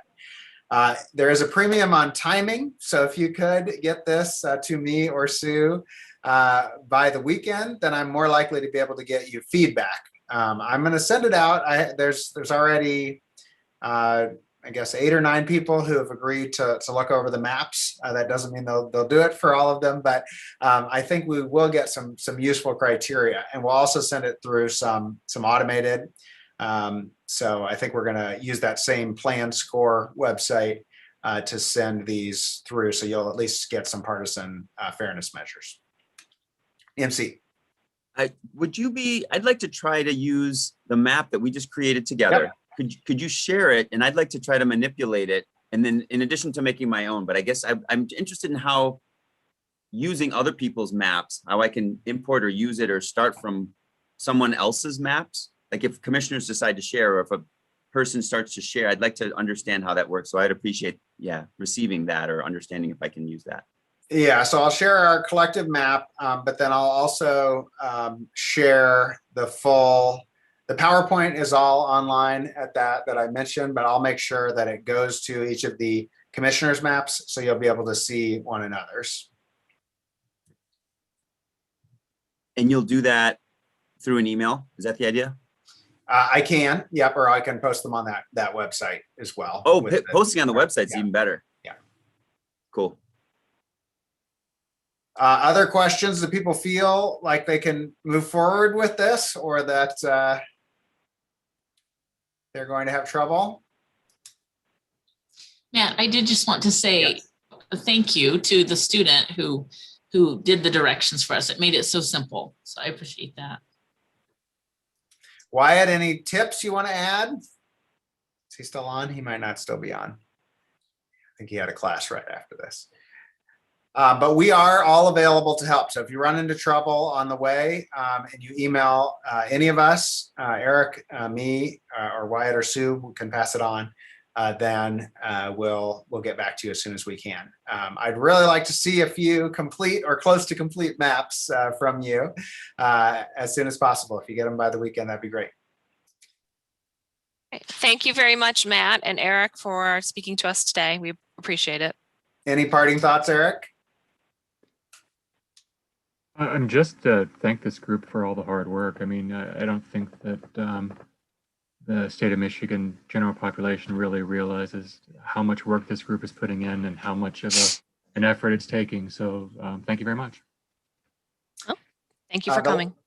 Sorry, the last thing is we have an opportunity to bring in some of the people who are evaluating your maps next time. So if there's particular panelists that you've heard from in the past that you would like to review your maps, I can invite them back. Or if there's particular things that you would like your maps to be evaluated on, like you're very interested in the partisan measures or very interested in Voting Rights Act compliance, I can bring back people to speak to those particular aspects of your maps. Go ahead, MC. Matt, what I'm thinking about is how to work collaboratively best. Like I think I get the idea that that I can work with other people's stuff and then draw, but it doesn't feel like it's a Google Doc where I can like draw collaboratively while other people are drawing, so that I can, right? That feels more collaborative. And I guess I'm wondering if I'd appreciate try to understand how to do this collaboratively, like because group thinking feels better than just me evaluation, then going back and it's me, and then yeah. Okay, well, let's do that too. Let's, I would like to get the evaluation side, just so you sort of see what the complete maps, how they're evaluated. But let's do that too. I'll create a Google Doc and we'll work from this map, which I just shared, and anybody can edit it. Any of you can edit it and then save it and update the Google Doc and say what you were trying to do. And then you want to do that, and we can work off the current map, and we can try to do a collective one as well. You're helping me understand how to do it. That's what I was asking, which is useful, super useful. Thank you. I didn't even understand how we could potentially do it, but that makes a lot of sense. Yeah, so go ahead. Thank you. Just to clarify, so you're posting the map that everyone's going to draw down and amend and then send back. So, because what I hear Commissioner Rothorn asking is more in line with our open and transparent drawing of maps during the commission's meetings, and how that'll collaboratively happen. But could you just go through again just how the collaborative? I'd like everybody to try doing it themselves, just so we get a variety of maps that we can evaluate, because I think it'll be very useful for you to see this map was rated high in partisan fairness, but people had objections on Voting Rights Act grounds. This map divided up local government boundaries way more than this other map, but had this advantage. So I do want to see that process of it, but I took MC's request as an and. And so in addition to the individual maps, we're going to have this map be public and a public document for each of you to be able to say, I updated the map and was trying to achieve this. Perfect. Thank you.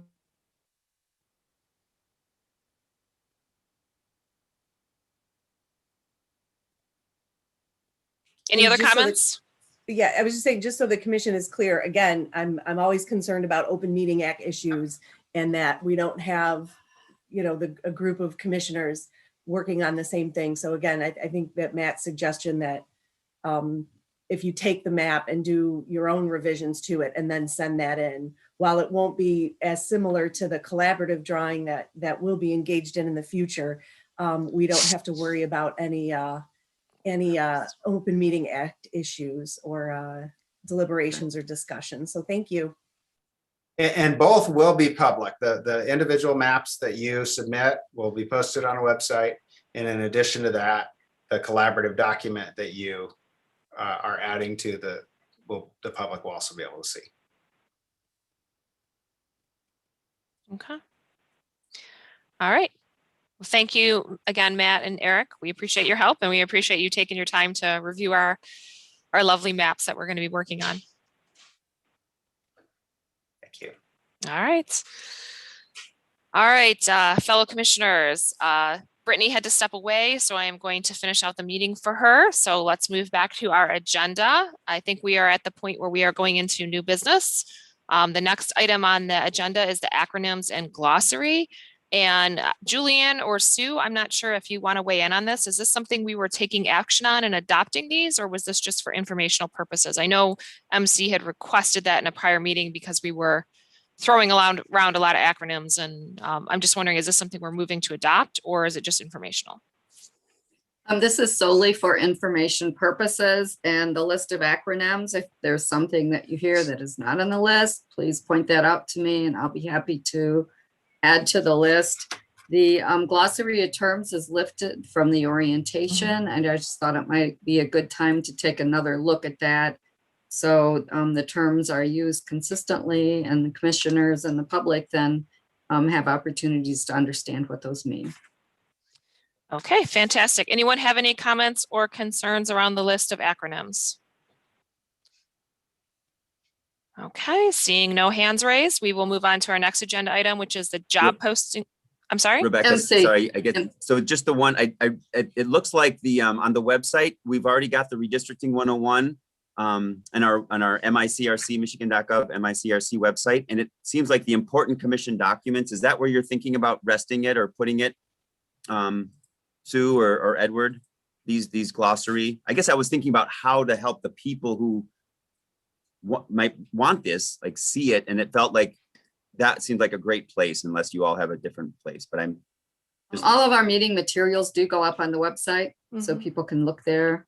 We could also create a separate space for this, so it would be easier to find. I don't think it needs to be separate. There's already one that's called important commission documents under the, yeah. So I think you'll figure it out. We're going through a redesign, and so you'll see it. So it's kind of to update to our brand, but you'll see a revamp of information, so it can be easily identifiable. So thank you. Thank you. Okay. Any other comments? All right, so we will move on to our next item, which is the job posting for the executive assistant position. And has everyone had a chance to look at that? Are there any comments about it? Any concerns? I am not. Sue, go ahead. And this is for your information. This would be a staff person hired by your staff to assist us so we can work smarter. And this position was in the budget that was adopted by the commission, but I felt that the commission should have the job description and this information before we posted it. All right. MC, did you have any comments? And then Doug, I saw your hand go up as well. And then Anthony next. Sue addressed. Yeah, I just like to put a motion forward that we approve it and get it posted as soon as possible. I see MC is seconding that. Any comment or discussion? Anthony, go ahead. Yeah, I don't see how much we'd be paying this person on this document. It is not on the document. Yeah, we would pay according to our budget, so it will be around $25 an hour. Okay, any additional comments? All right, let's move on to a vote. So we have a motion to approve the job posting for the executive assistant position. All in favor, please raise your hand to so indicate. Okay, and then all opposed, same sign. All right, the motion carries. It is adopted. All right, next item is the draft strategic plan resolution. Sue, did you want to discuss this, or was this Edward who was going to discuss this? I have developed this plan with help from my fellow staff members and input also from Sally at MDOS. This really is based on your documents. A lot of it came from your code of conduct. So I don't know if you want me to go through the document initially. I have a PowerPoint. If you'd like to see that, I'm happy to go through point by point what has been drafted, or if you've read it and want to ask questions, that's also a way to approach this. So let me know what's your pleasure. I have read it. Is there anyone who hasn't read it who would like Sue to go through the presentation for us, or are we all pretty comfortable with what she's presented? I see Doug and MC giving thumbs up.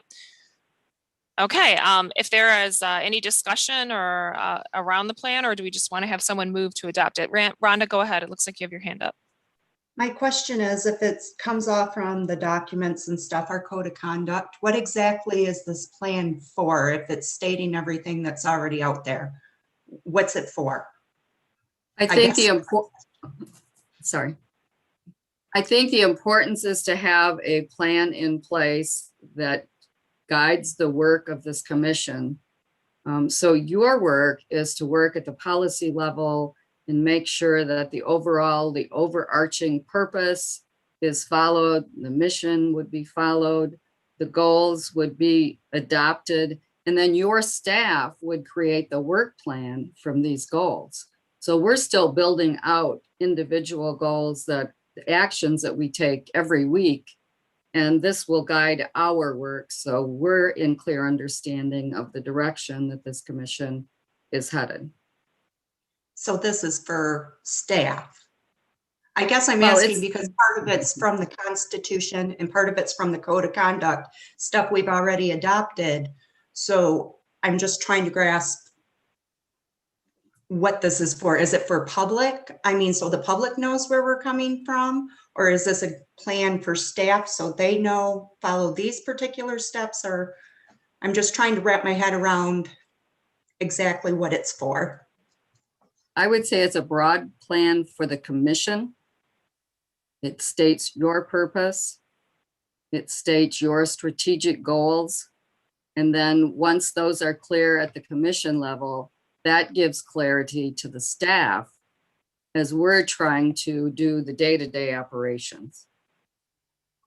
So if I might, Rhonda, the way I understand it is that any strategic plan will help the staff actually know what the plan of us, the governing body, who is responsible for oversight, and then we task, right, the executive director to implement this plan. It's strategically, it's collecting all these different pieces that might help put it in one place so that the staff, there's more direct accountability. That's how I understand strategic plans in general. And I think that's what I heard Sue suggesting, is that this really does just put it all in one place so that the staff can implement it in a way that they're not going to the Constitution, they're not going to the Code of Conduct. It's right, it's put together in one plan, if you will, which is, you know, for this particular year. Doug, go ahead. Yeah, I personally think it's an excellent management tool that we should have.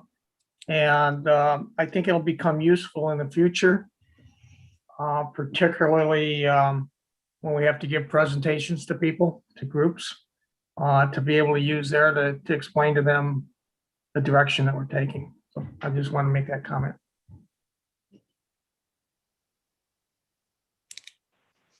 Any other comments?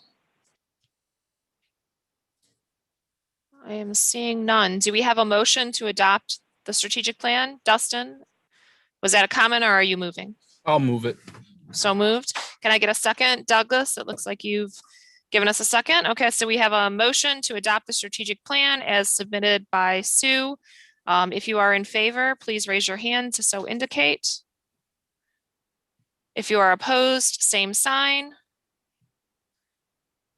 The motion carries. All right. All right, so that plan is adopted, and then let me go back.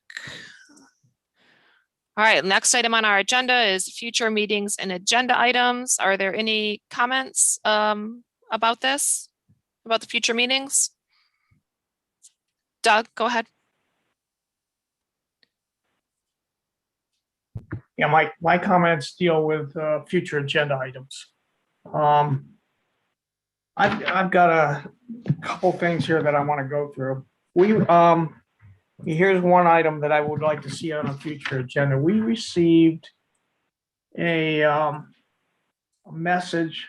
I'm going to bring it up. Sorry. Well, it was from Henry Fleischman.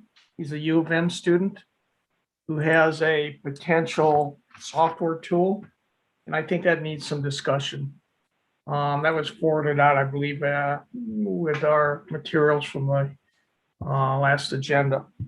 I found that very interesting. I found it could be significant to our work, but I'd like to talk a little bit more about that.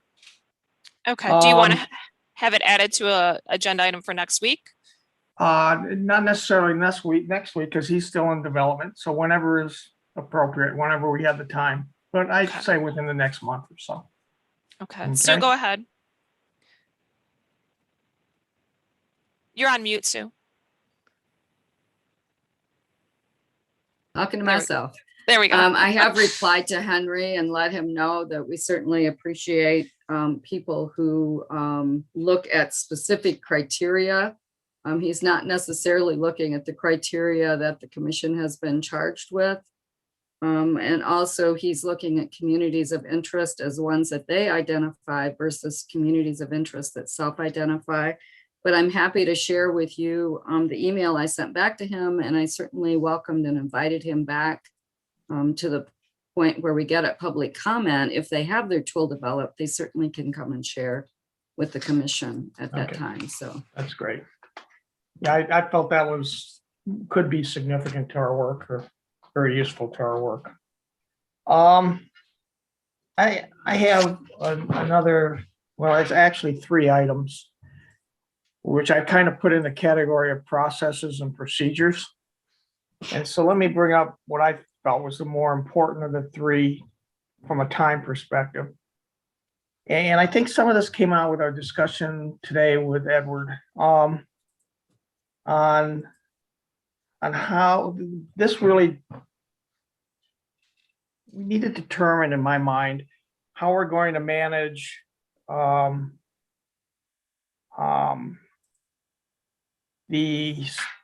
standard agenda for public hearings, as well as the processes that we're going to use in public hearings.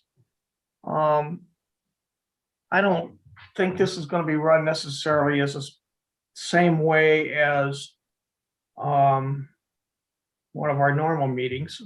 We got to figure out how we're going to choose the people, how we're going to organize all that. If we're going to give them a presentation at the beginning, and what that presentation is going to be, so that they understand, what's going on. So I think that may be an important thing that we sit down and discuss as a group on how we organize these public hearings. And we're down to where we have probably 6 weeks before our next one, which means 6 meetings before our first one. Yeah. So I think that's significant. I think Edward's got a comment relative to that. Go ahead, Edward. Yes, we'll be bringing a proposal to you for that, for your consideration in terms of the outline. We're just doing it slowly, piece by piece, but the commission will have a proposal for their consideration. So that will be a future agenda item. Right, and it will focus on those 3 purposes for the public hearing that's outlined in the Constitution. Okay, and is that going to be like an agenda, and how are the meetings are going to get run? And yeah, it'll be a PowerPoint. Okay. All right, and when do we expect that? Next few weeks? Yes. I'm waiting to see whether or not where we are with the meeting, whether we're in person or virtual. But it'll be the first meeting we have in April. that would make it significant difference. Okay, great.